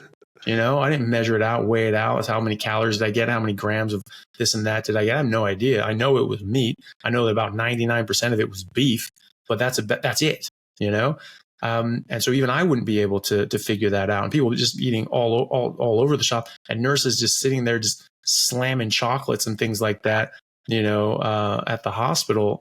How do you know? How do you know how many chocolates that you've had? Or which days you had those chocolates or whatever. I mean, it's just ridiculous. So that's what the nurses study is. It's garbage. That's what all these nutritional epidemiology studies are. They're garbage. They send you out a flyer and a questionnaire that says, what have you eaten in the last year? It's not interventional. It's not experimental. It would only be thesis forming at best, right? You can't show any cause and effect relationship, but it's also garbage because it's not best. You cannot gain any real information from this because you're relying on people's memories over the past year on what they ate, right? It's not going to work. So people can misreport. They can misremember. And in fact, we see this, a lot of the studies. There was this stupid study that they said, eating more meat, causes diabetes. Well, first of all, again, this is a survey that you're asking people, and so there's no cause and effect established. You cannot show that. You're looking at it, and you look at there's so many flaws in this. You got this handout once a year, and you're trying to figure out everything, and then from their self-reported eating habits, the females in the study ate more calories on a daily basis on average than the men. But they all ate very little, far below a 2,000 calorie normal daily caloric intake, right? But the women, for the first time in history, were eating more than men, right? So, and they were all eating just, basically starvation ration. Oh, well, we corrected for that. Well, what do you do when you correct something? You're changing the data. You're changing the raw data. You're manipulating it. And this is why people talk about the age-adjusted mortality rates for cardiovascular disease. Anything age-adjusted, you've changed and manipulated the data. So you always have to take that with a grain of salt, first of all. What's the raw data? What does that say? Okay, something completely weird and different. You look at that and go like, well, that's clearly false. This is clearly wrong. This is clearly junk. We don't need to look at this. This is flawed data. But they also included in things, so this is another way they do things. They manipulate the data. They'll say, okay, how many times did you eat pizza? How many times did you eat lasagna? How many times do you eat fast food? Just any times, just fast food, not meat in a fast food, but like just fast food. So, I mean, you could get a veggie burger with fries, deep fried in seed oils, and a sugary drink, with a bunch of, fructose and things like that in it, and high fructose corn syrup. And that's considered meat. Because any fast food, one of the ingredients could be meat, therefore it's meat. And sandwiches are meat. What? Just all sandwiches. Every sandwich is meat. Like every part of every sandwich is meat. Pizza. The one, I was waiting for pizza like that. They literally count that as meat just because it might have meat on the pizza. Might have meat. It's crazy. Even when it does have meat, the majority of it is not meat. And not even dairy. The majority of it is bread, sauce, and depending on your topping. But the majority of it is bread, right? So this is fraud. This is just fraud, pure, plain and simple. So when we look at these things, say, "Oh, look at this." When people that self-report with their flawed memory what they've eaten for the last year, the last 2 years, the ones that report eating more fresh fruits and vegetables, they do better than the ones eating more meat. Well, we've already established that the junk food in those equations are being termed meat. They're not just junk food, right? And these fraudulent studies, because they have a narrative. They're trying to push an agenda. Walter Willett at Harvard is a vegan. He pushes vegan ideology, and he has strong ties with the Seventh-day Adventist Church and financial ties with big food and drug corporations, right? He is completely conflicted. And same with Dr. Gardner from Stanford, completely conflicted both financially and ideologically, because he is a self-professed vegan. And I saw a quote from him, maybe it's falsely attributed to him, but maybe not. But it said that he wasn't vegan because of health reasons. He just liked being part of that community. And so this is an ideology, right? And so that's like almost across the board for pretty much all of them. I mean, it's I mean, we're both Seattle guys. We've been around a lot of vegans. Yeah. Well, dude, and it's so common. No, you go ahead. No, I was just going to say, Bastyr University in Kirkland. Have you heard of that? Bastyr, I haven't. I know Kirkland now. So in Kirkland, so it's in North Kirkland. It's up by, I think it's up by like Kenmore or something like that. Anyway, it's like sort of right on the water, right on Lake Washington, but it's in Kirkland, sort of northern Kirkland, right? And that is one of the top nutrition graduate schools in America. They're top ranked for their like graduate nutrition programs, and I think they do naturopath stuff as well. But I know they do nutrition. It is all raw food, plant based, raw food, plant based, raw food, plant based. And I met people from Bastyr, and they were getting their PhDs in nutrition at this top ranked university for it. And it's just like, oh, you have to be raw food, vegan, this and the other. And I was just like, sure, okay, you can't even get B12 from that, right? I mean, it's like, and so I just, in the back of my head, I was just like, well, that's obviously absurd. But it never dawned on me, like, why the hell is one of the top nutrition programs, PhD nutrition programs in the country, pushing a diet, or thinking that the best diet for humans is one that doesn't even account for basic nutrients? What the hell is going on there? Obviously, the curriculum has been corrupted, and the minds of these people have been corrupted. They're just trying to learn nutrition. I want to be a nutritionist. I want to, eat healthy and help people be healthy through diet. Great. Love the motivation. And then they go in there and they just absolutely just sold a bunch of snake oil, and they come out going, oh yeah, be plant-based. my friend, Dr. Sarah Zaldivar, she got a PhD in nutrition and nutritional sciences, and she was applying everything she learned. I mean, she's one of the most educated people in nutrition, and she's gaining weight. She's getting sicker. She's not doing well. She's like, what the hell is going on? And she started looking into this deeper and went, Christ, I was completely lied to, like my whole education. And so she was able to undo that. And she did the exact opposite of what she was taught in her degree, which is, it's an expensive lesson on, on the corruption of the world, that you have to pay all this money to get a PhD in a field that you now look at and go, well, that was a complete lie. That was a complete and utter lie, and, so it's interesting, but, she looked at that. She just did the exact opposite of what she was told. And she became slimmer and healthier and improved her life much better. So, it's interesting to me that more people can't see that, that more people can't see, like, hey, why are we pushing just plants and saying no meat at all? And that's the best if we can't even get basic nutrients from it. That should be a massive warning flag.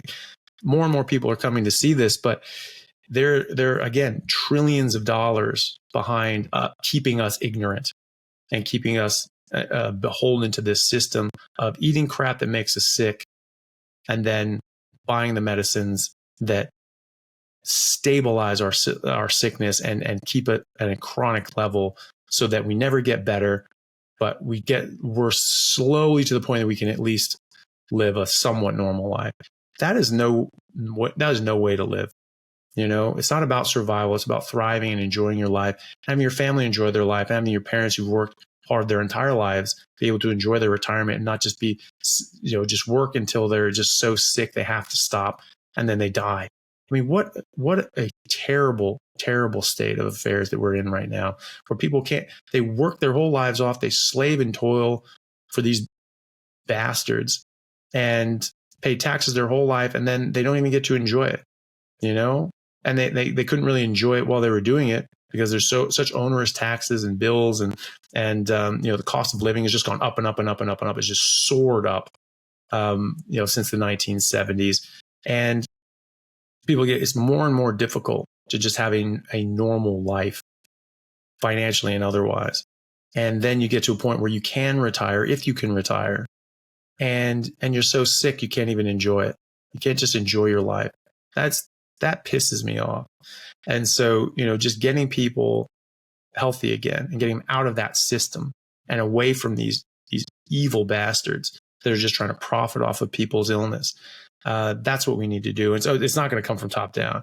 There's too many trillions of dollars invested in this, both from an industry point of view and also a government point of view. So many people are paid off, and so many people have, their campaign funding comes from these people. We're never going to get it from top down unless we get our own politicians in pushing this agenda.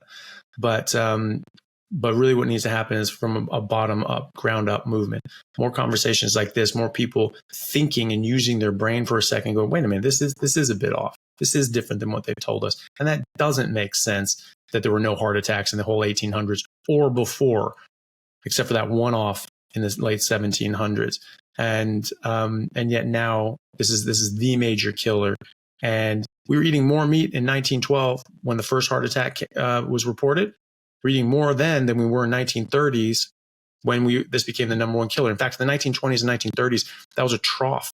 We were eating the least amount of meat in America than we were in 200 years. There's a U-shaped curve because there's a vegetarian movement in the 1800s for the puritanical movement, the temperance movement, where they said, masturbation is the greatest of sins, sex is the greatest of sins. They didn't even differentiate out of wedlock. John Harvey Kellogg, who made Kellogg cereals, he was a Seventh-day Adventist member.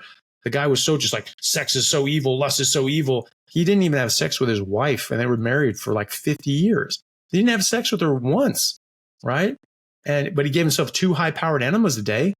That's a thing, right? You look that up. He invented a machine that would pump in 60 liters, or I think it was 60 liters of fluid in and out of his colon in 60 seconds. He did that twice a day, right? Probably because he's just this bunged up with all this fiber and garbage, and he just wouldn't be able to pass a bowel motion otherwise, But very strange people. And so the whole vegetarian push started in the early 1800s saying, hey, if you eat a bland plant-based diet, you'll suppress your sexual urges. And these sexual urges, this lust is a sin. And so this is obviously the devil trying to work through us. And so this will press it down. And you go to the Garden of Eden diet and you're just eating plants and apples. Apparently that's a good thing in Garden of Eden. And that will suppress your sexual urges. Well, if you have animals and they lose interest in reproduction and copulation, sex, they're unhealthy. And as populations become less healthy, they're less interested in sex, less interested in reproduction, right? So that's what's happening. Your sexual reproduction status, your sexual drive, your libido is directly tied up in your hormonal health and your overall health. If you're unwell and your hormones are out of balance, which is, then your body is just not going to be interested in reproduction, saying, look, you're not healthy enough to reproduce. You're not healthy enough to survive a pregnancy and raise a child. This is off the table, right? Which is why plants, that's one of their major defense mechanisms, is screwing with your hormones. It's to try to make you unwell and not be able to reproduce so that you're sick, so that you can't make more little cretins to go around and eat that plant, right? And so they're saying, eat a whole bunch of plants because it suppresses your sexual urges and desires. What is that doing? That is making you less healthy, and that's why you're losing these sexual urges, right? And that's something that they didn't actually think about at the time. They just said, lust is a sin, so we need to suppress it. But that's why. And then so the vegetarian movement, meat was coming down, down, down, down, down. 20s and 30s, it was at the low point in 200 years, and then it started slowly coming up after that. But you look at that U-shaped curve. During that time, we were eating far more meat. Before the low point is when this became the #1 killer in America. And then meat consumption went up, and then heart disease went up. Oh, look at this direct correlation. Yeah, look before that. There's no correlation. It wasn't connected at all, right? And we're eating far more meat. So when people start looking at this and understanding this, it's very simple. Same number of people as a percentage of the population had familial hypercholesterolemia, and yet no heart attacks or reported deaths from heart attacks in the 1800s. Why is that? They would be dying if this is direct cause. LDL equals heart disease. Why didn't we see any of this? Why would we make LDL if it was so toxic at physiological levels? If you just leave yourself alone and eat what we've been eating for millions of years, why would we make a physiologically damaging amount of LDL? We don't make that with glucose. Under a certain point, we can handle glucose. Above that point, it's toxic to the body, right? But we don't make it at a toxic level unless something's wrong, right? Or we've eaten more carbohydrates than we need to. Then it goes up. So if you're just eating your natural diet and just letting your body do its thing, your LDL should be at normal physiological levels. Well, but meat makes it go up. Fat makes it go up. Well, you can argue that, but you'd be wrong. Because if you just fast and you don't eat anything, your LDL goes up, right? And so you just don't eat for 5 days. Test your if you're just on a normal standard diet where you're eating carbohydrates and all that garbage, take your cholesterol now, and then don't eat for 5 days. Check it again. It'll be way higher, way higher. So that's our body just on its own accord, just making LDL. It's not being influenced by the carbs. It's not being influenced by the seed oils. It's not being influenced by the meat, saturated fat, or anything else. It is just doing its thing, right?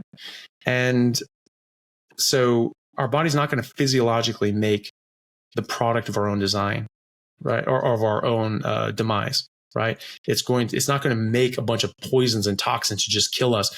I mean, good thing these guys figured it out now, because obviously we just would never have made it as a species if they didn't figure out that our bodies are making all this massively toxic amount of cholesterol that's just killing us from the inside out, even though it never did before. It's only doing that now. How can an ancient diet cause a new disease? How can ancient genetics cause new diseases? It doesn't make any sense. It doesn't even pass the smell test.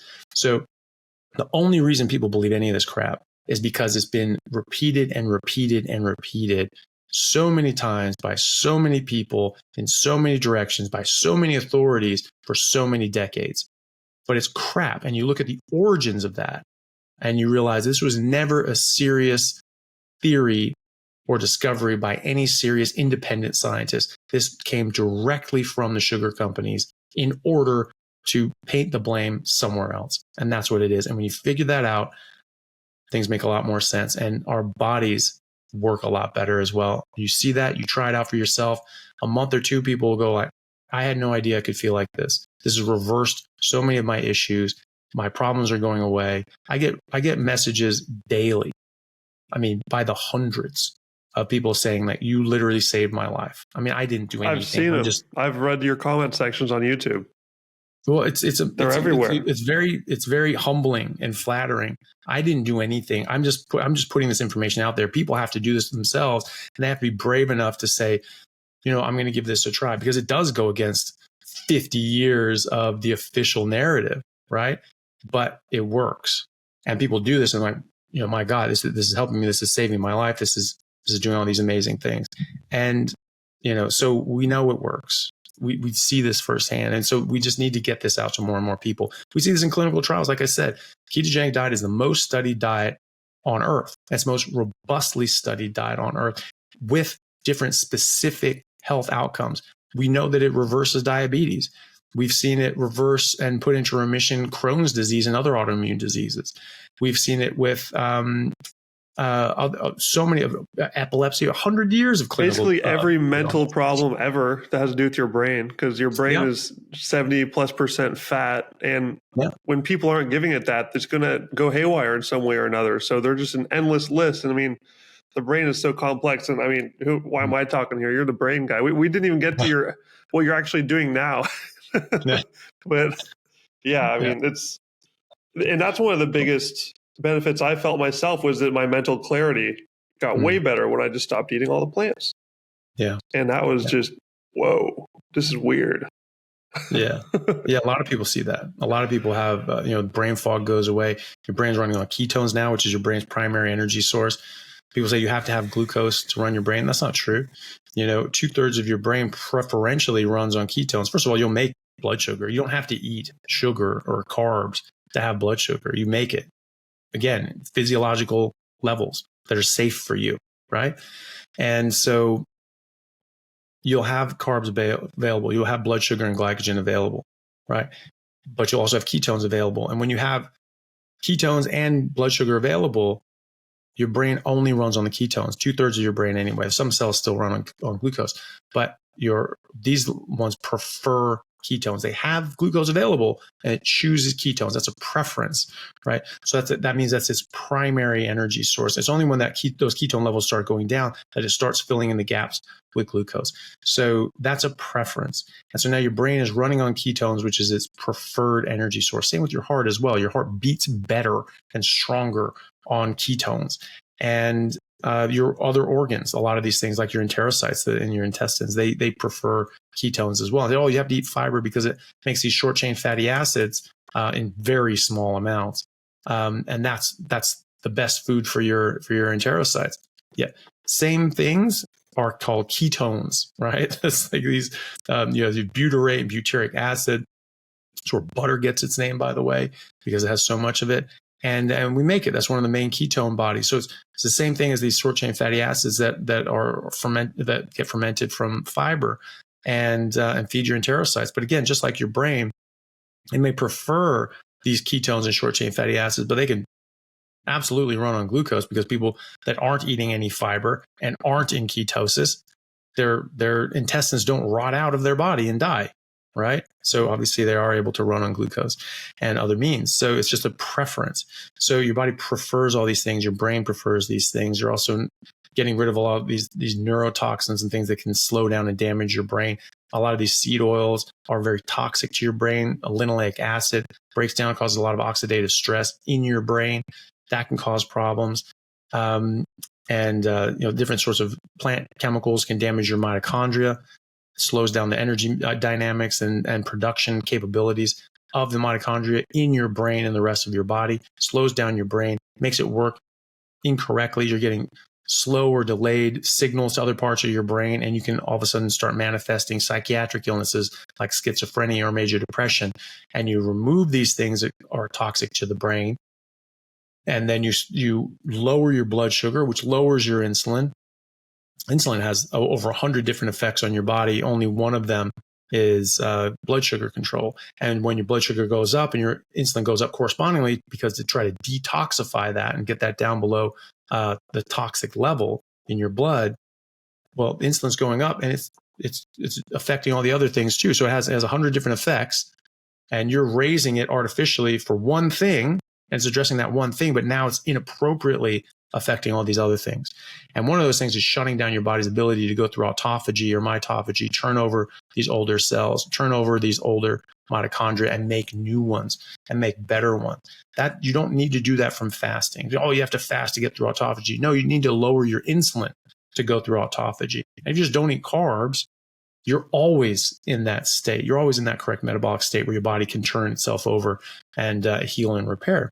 And you also make more mitochondria. So after 3-4 months on a ketogenic diet, like a carnivore diet, it's been found that you'll have 4 times the number of mitochondria, and they're 4 times as effective. And this is thought from people such as Professor Chris Palmer, psychiatrist at Harvard, and Dr. Georgia Ede, to be a major driver of psychiatric illnesses as metabolic disorder, damaged mitochondria and damaged metabolic functioning of your brain and nervous system that will manifest itself as psychiatric issues in susceptible people. So it's absolutely wild how much this affects people and how much food affects. And of course it does. You're putting in chemicals in your body. We are not a combustion engine. Oh, it's just calories in, calories out. That may work for a steam locomotive, right? The amount of calories you throw into the combustion furnace, and that heats water in a boiler, and it converts that into energy, into locomotive energy. That is not the case for us. We don't have any fire or furnace in our stomach. We're chemical factories. We put chemicals in our body. They have chemical reactions in our body. And so, it's just nonsense when you understand that.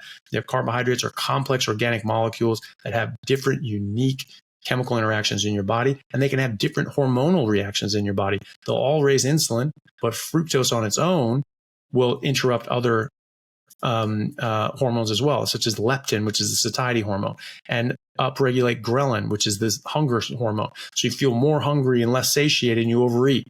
And it also is addictive. It gives a dopamine hit to the brain, just like cocaine, heroin, and meth, right? So that's different. You get your calories from fructose. It's different from getting your calories from glucose, and they're both carbohydrates.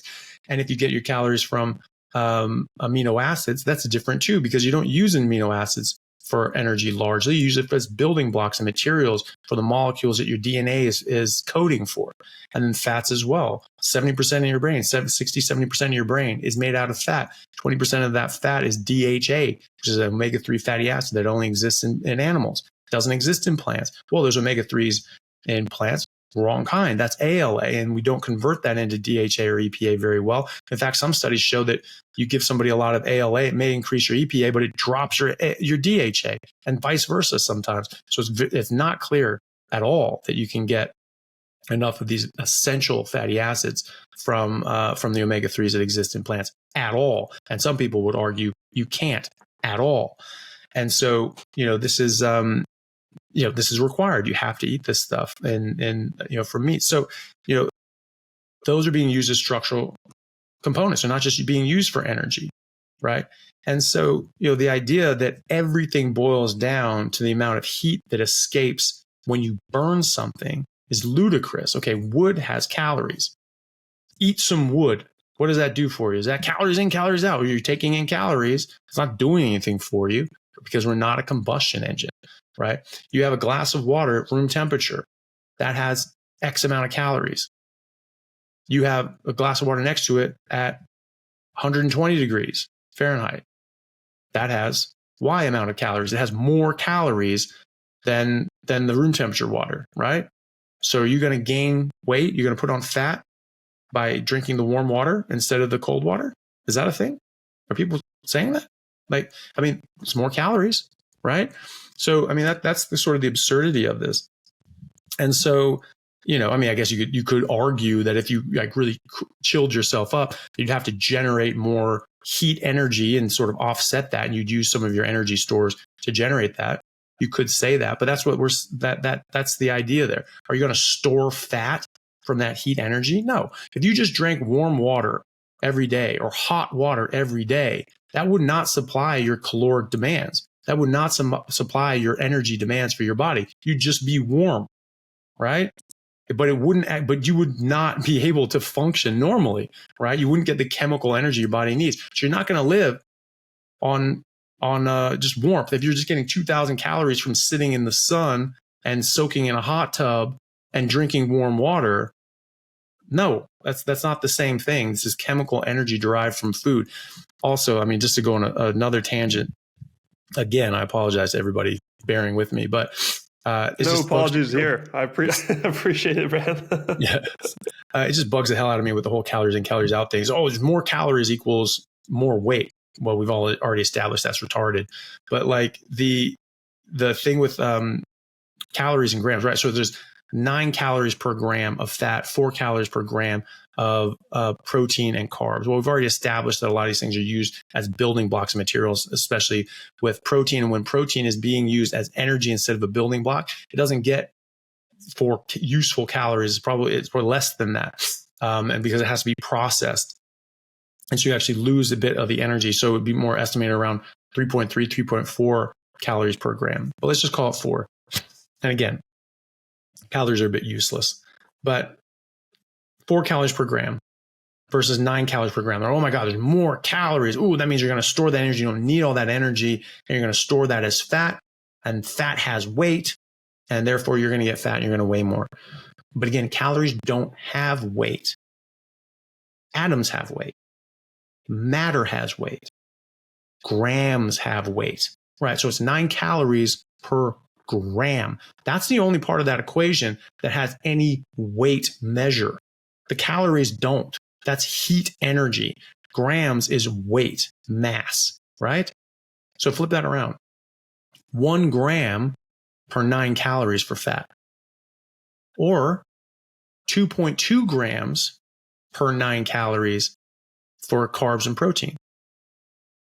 So there's more weight to get the same amount of energy. So if you want 2,000 calories a day, which is, again, useless, calories are useless. But let's say you'd have to eat twice as many grams, twice as much weight to get those calories, that energy from carbs and protein.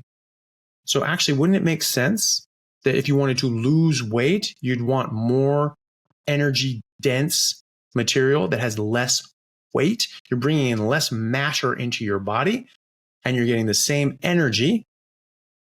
And so you weigh less, right? And in fact, if you calculate this out about the amount of weight that goes into a 2,000 calorie diet, you actually find that people do that you would have just bring in less matter into your body and lose a very significant amount of weight at a very similar rate that we actually see people lose weight on a ketogenic diet with high fat, getting a lot of their calories from their fat.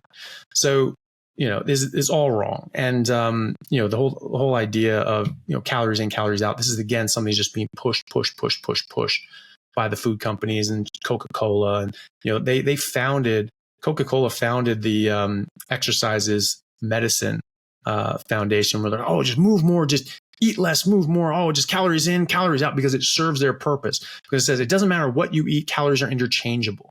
Just don't want to eat too many of them. Bullshit. The calories that they're pushing are harmful and they come with chemicals that are harmful. The calories that they're pushing, the carbohydrates, the sugars have hormonal effects on our body that is harmful. They come with plant defense chemicals and just artificial chemicals that are harmful. The fructose and sugar as well. I mean, you look at the just the raising of insulin. I mean, the weight gain, fat loss is majorly influenced by hormones like insulin. Insulin is your major fat storage hormone. Without it, you can't really store fat. So type 1 diabetics don't make insulin. They don't store fat. They can't store fat. They waste away until they die unless they get insulin. And then people that have an insulin secreting tumor called an insulinoma, and they just pump out massive amounts of insulin. It doesn't matter what they eat. They get extraordinarily obese. And that's what we're talking about here. This is hormonally driven. Your body's in a different metabolic state, and you're either going to store fat or burn fat. And so if you eat carbohydrates, you're putting yourself, more towards that insulinoma where you're having high insulin and you're going to be storing fat. And then we talk about the calories and things like that. So we've just been massively manipulated and misinformed. But this is how the body works. This is how the hormones work. And that's how calories work. They don't. Calories are nonsense. It's a nonsensical measure. Wood has calories. You're not going to get anything from it. Your hot tub has calories. For those who have hot tubs, you're sitting there, you're going to be getting heat energy into your body, and you're not going to store fat when you do that, right? And you're not going to get all the energy that's required for your day just by being warm and exposed to calories. You're just not, right? Drinking a lot of warm, hot water, soaking yourself in saunas and things like that. Your body's going to get warmer. It's going to get hotter. It's going to have more calories. You're not going to gain weight. It's nonsensical, and you're not going to survive if you don't eat and you're just doing that. So, it's very problematic to say the least, but people really need to stop and think about what is being said and what that actually means, because it is nonsense. Hey everyone, really happy to announce a new sponsor for the show and for everybody down in Australia, Stockman Steaks, who are delivering high quality grass-fed and finished pasture-raised beef and other meats, flash frozen and vacuum sealed to your door, something that I've been enjoying a lot of myself recently as well. They also have a great range of specialty items such as high-fat keto mince and carnivore beef and organs mince with liver, kidneys, and beef heart as well. So use code Chaffee today for a free order of beef mince or another specialty gift along with your order at stockmansteaks.com.au, and I'll see you over there. Thanks, guys. Yeah, and I think my favorite, just to sort of sum that up, my favorite way to think about it, what you mentioned earlier, is that it's very easy to turn animal parts into animal parts. It's not easy for your body to turn leaves into animal parts. Yeah. It's just not meant to do that. You need such a special digestive system to be able to make that happen. Yeah. And it's just not the way that we're designed. No, and the animals that do that have the ability to generally break down fiber and turn that actually into fat and protein. All animals need fat and protein. That's what it comes down to. And animals that eat fiber have the ability to break down fiber. It's not them that are breaking down fiber. No animal at all can break down fiber. Even termites can't break down fiber. Even though they eat wood, they can't break it down. It's the microbes in their gut that eat it. And as a byproduct, as a waste product, they produce saturated fat. And then the microbes die off and those get absorbed as protein, right? And so a cow is eating grass, but what it's absorbing is fat and protein. A gorilla is eating leaves, but what it's absorbing is fat and protein. And all the way down the line, right? Same with a termite. So people say like, well, I see an ox and they have all this muscle, so I can just eat what an ox eats. And I'm like, well, if you were an ox, then yes, you could. But you're not an ox, you're an idiot. And so that doesn't work for you, right? And so we have a different digestive tract. We can't break down fiber in the way that an ox can. We have an appendix about that big. It's a vestigial organ. It's a vestigial cecum. It used to be 4 feet long, 5 feet long. And in gorillas and chimpanzees, it is. And they're called hind gut digesters. And so that fiber packs into that cecum, and that's where it ferments and breaks down into fat and protein.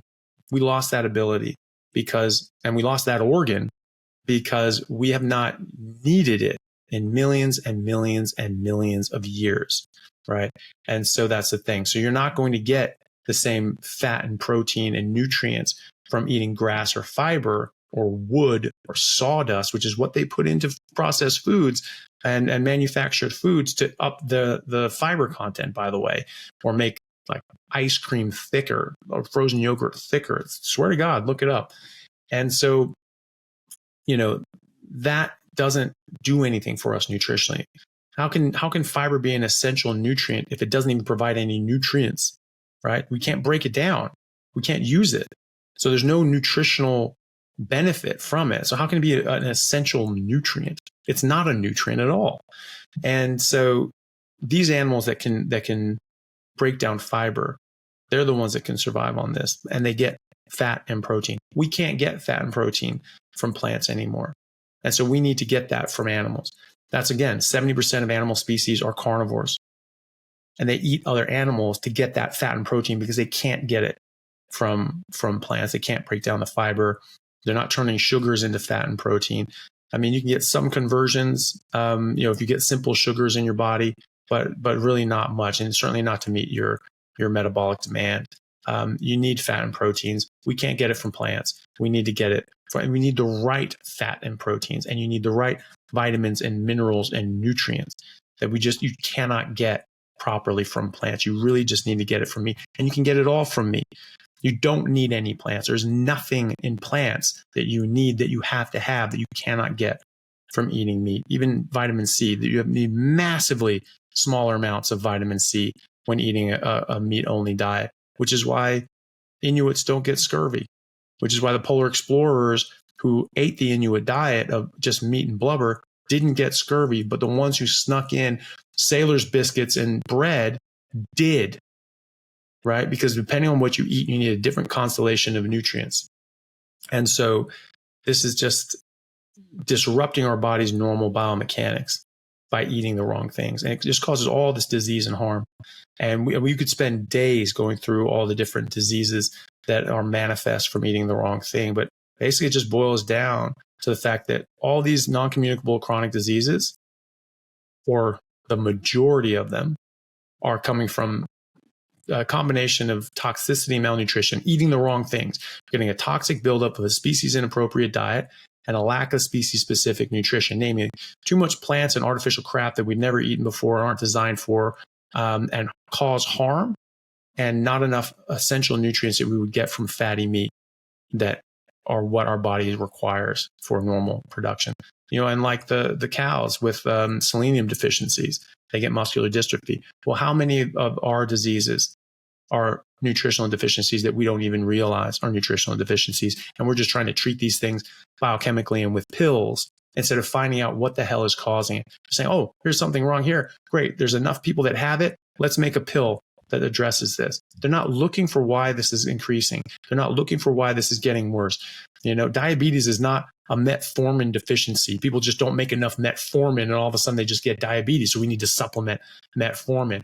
Or, heart disease is a statin deficiency. Oh gosh, our bodies some people just don't make enough statins, and so we just have to get this drugs out there. This is nonsense. That something else is happening, and instead of looking for the root cause and fixing it from the ground up, we're just trying to make expensive Band-Aids that just cover up the problem and make people a lot of money. And that has to go, because we're getting fatter and sicker than we have ever been in human history. And that is going in a very bad direction. And we are just getting worse and worse and worse, and people are suffering more and more and more.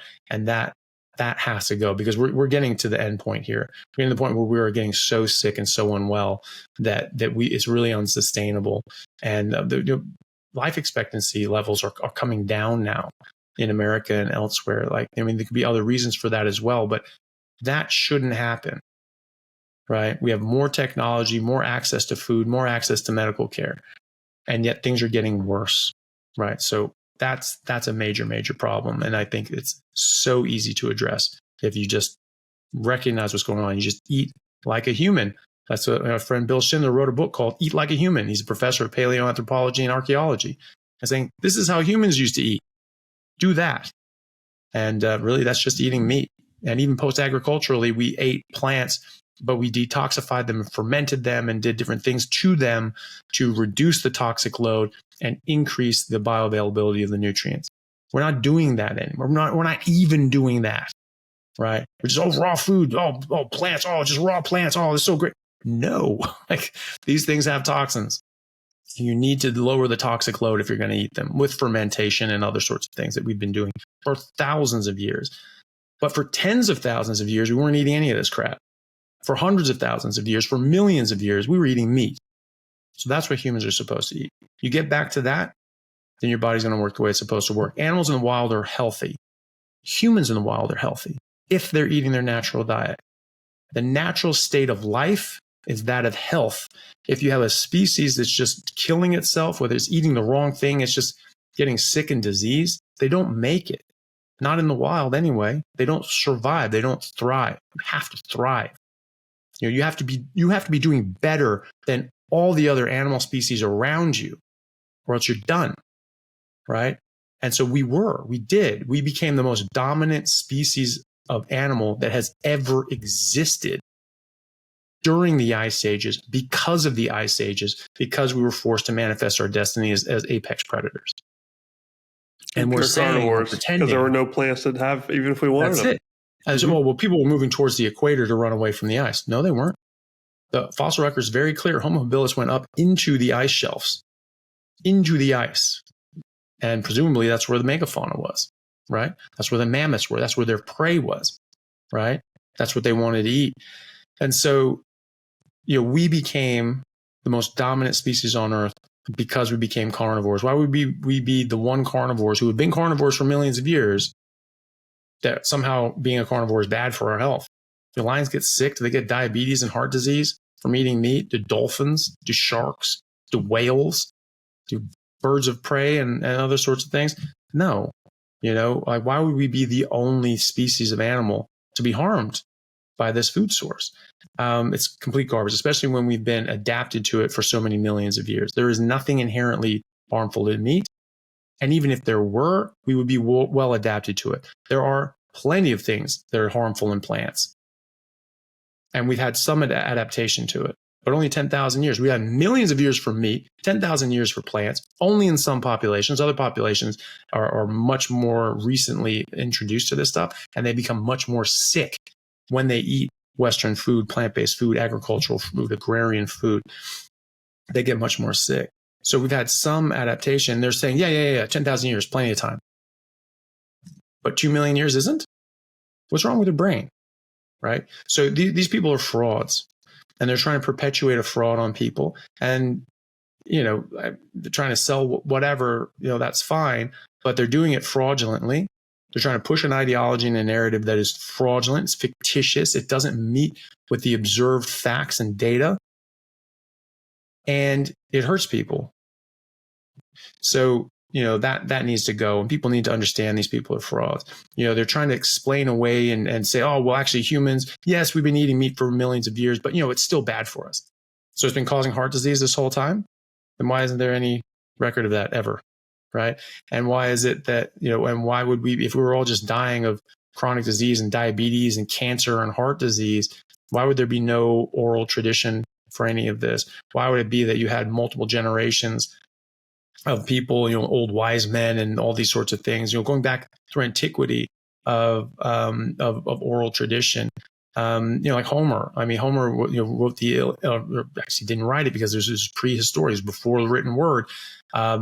Developed this epic poem of thousands of pages long, memorized the damn thing, and he was supposed to live a very long time, and he passed this down through oral tradition. If people were just dying in their 30s, you wouldn't even be able to. I mean, you wouldn't be able to live long enough to get your kids to adulthood. They would have just been 15, 16, and then they're just having kids, and now you're dying. That doesn't happen. You have all these traditional tribes that have multi-generational villages and tribes where you have, the old wise men and things like that, and they're the chiefs, and they're, the ones running the show, and then you have the younger hunters going around hunting and fighting and all that sort of stuff. So this is just fiction. These people are making it up as they go along to try to make their false narratives and claims somehow believable. But they know damn well it's complete and utter garbage. They just want to push an ideology for whatever reason, because they're so wrapped up in it that they just can't bear the thought of not believing it and investing so much of their time and effort into something that's just completely false and fictitious, or because they're financially invested in it and they make money off of this, or they have some sort of importance because of it, because they're made to feel special because of this, and they make these videos and people congratulate them and say, "Oh, good job, aren't you great?" Yes, celery is a superfood and all this bullshit, and and that makes them feel good. But the vast majority of people that follow me, and the vast majority of people that say to me, "You saved my life," were vegans, vegetarians, and plant-based for years, and it nearly killed them, or made them very sick, and they were unwell. And then they come to this just complete flip and just go to meat only. And then they're healthiest that they've ever been in their entire lives. So this is not the difference between processed food garbage and a whole food animal-based diet. Like they would be comparing these epidemiological plant-based diets, where it's just you're comparing basically eating junk food to not eating junk food. And look at that. Not junk food does better. I'm shocked, right? But they're saying that the junk food is meat. Like, oh, look, plant-based is better than meat. No, you're comparing junk food to whole food, plant-based. Well, what about whole food plant-based compared to whole food meat-based? Well, you have all these people. I've nearly, it's 250, 60,000 people following me on YouTube. Most of them were vegans and vegetarians that had such bad health issues with whole food plant-based that when they switched to whole food meat-based, their health dramatically improved, right? And we look at the Akikuyu and the Maasai back in the 1920s. Akikuyu were largely vegetarian, Maasai largely animal-based, meat, milk, and blood of their cattle. And the Maasai were far healthier than the Akikuyu. They're living at the same time in the same areas, and they're genetically similar population because they intermarried, interbred.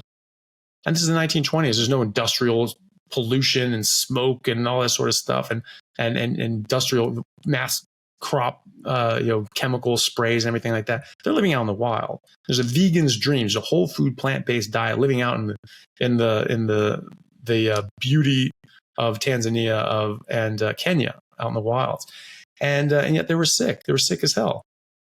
They were 5 inches shorter than the Maasai. They were 23 pounds smaller, lighter, and they were 50% weaker. They had worse dentition, worse health issues, more hospital admissions, but also they went from village to village to village and actually looking at people and checking their health. They didn't just rely on hospital records. They went to the villages because some of these people don't have access to hospital, right? So they went to the people. They found that the Maasai were far and away more healthy. And in fact, the warrior class that ate more meat, more blood, they were the healthiest. And they'd actually already started eating some millet seeds, some grains at that point, which was not typical, but that started getting into their diet. And then the Maasai women were next healthiest. And then it was the Akikuyu women. They had a more diverse plant-based diet. They had more leafy greens and not just a bunch of grains. The men would just eat tons of grains for some reason. And then the Akikuyu men were the worst, right? And so, and I've seen people lie on TikTok and things like that, because I've talked about this before. And they say, oh, well, actually, the Akikuyu women were the healthiest of all four. Bullshit. They absolutely were not. That's a flat out lie. It was the Maasai men were the healthiest, then the Maasai women, then the Akikuyu women, then the Akikuyu men. 40 years later, you get into the 1970s, and there's some vegan people will say, oh, well, look at this study in the 1970s, and they start having increased rates of heart disease in the Maasai. And it's like, right, because they're eating more crap, they're eating more grains, they're eating more Western food. That's 40 years after this other study where there wasn't a single recorded case of heart disease in that entire study for the Maasai. And now, 40 years later, when they're eating more crap, they start getting heart disease. Yeah, well, thanks for proving my point. You start eating this stuff, you start getting worse. I spoke to this guy who's actually named Australian of the Year last year, the year before, Dr. James Mukey, really nice guy. We were speaking at a conference together last weekend, and we were talking about this sort of stuff. And he said that back in the 80s, he actually worked in the Maasai with the Maasai, and was there. And he said the entire time he was there, he never saw a single case of heart disease the entire time he was there. Now it is more prevalent. You have more of them involved in Western civilization, eating more Western food, and Coca-Cola trucks go out to these villages every day, every morning, and they just sell out because they have no idea how bad this stuff is for them. And now their diabetes rates are going up, their tooth decay is going up, their other health problems are going up. I wonder why. And they say, oh, well, they're not all that healthy. They're not as healthy as people say, and they eat other things too. Yeah, that's why they're not as healthy, because they're eating these other things. You go back to the 1920s when they really weren't. They were only starting to eat more Western food and grains and crops, only just starting to.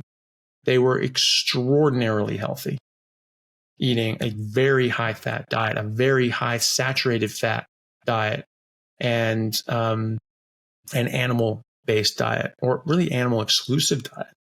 They had a lot of dairy, but they really didn't eat anything besides meat, blood, and dairy. It was all from an animal, and they started incorporating plants. So the only thing we have looking at whole food plant-based, whole food meat-based is the Maasai and the Akikuyu. Vast disparities between the two and their health. And so, there is so much information out there. There's so much evidence out there, and just people are being willfully blind to that. Or they're just being completely misled.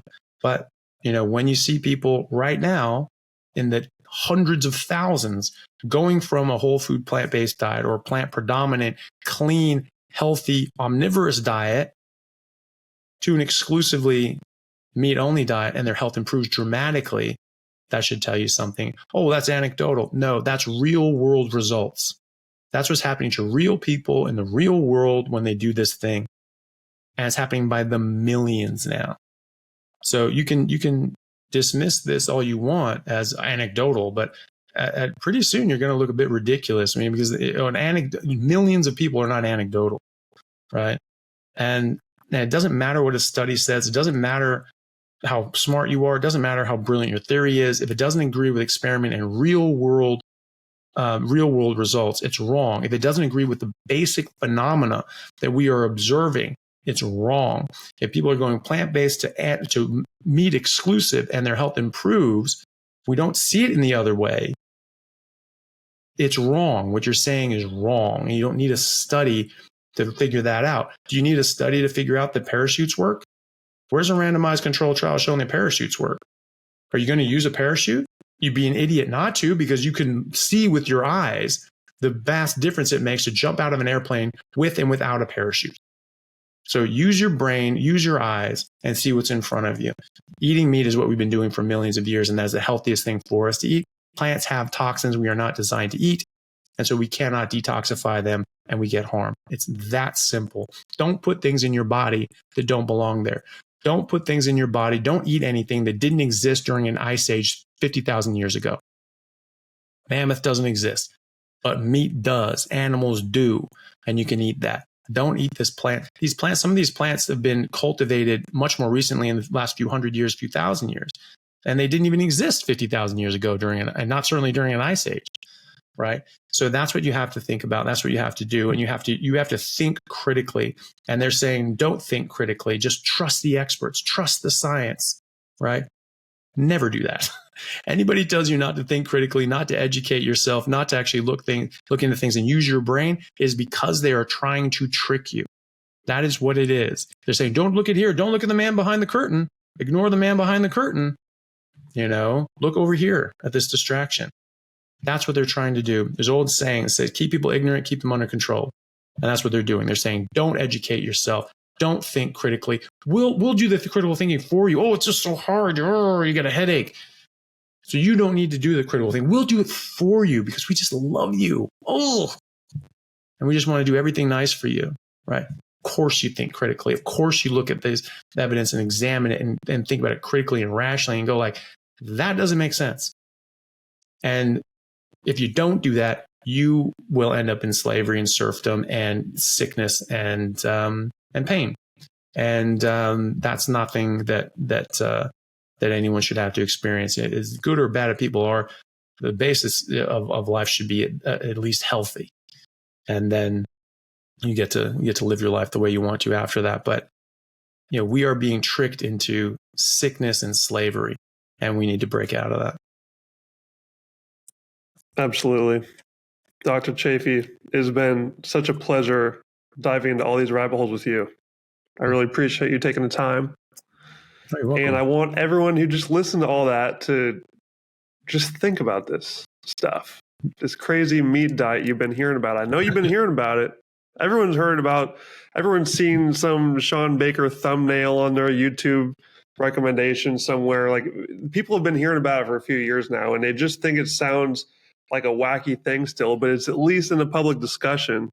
So the next step for folks who maybe aren't medically trained and able to dive through all those different studies we talked about, you can do what I did and just spend a bunch of time going through these podcasts from independent creators like Dr. Anthony Chaffee here, who has put out, 200 plus episodes on the Plant Free MD podcast, something like that?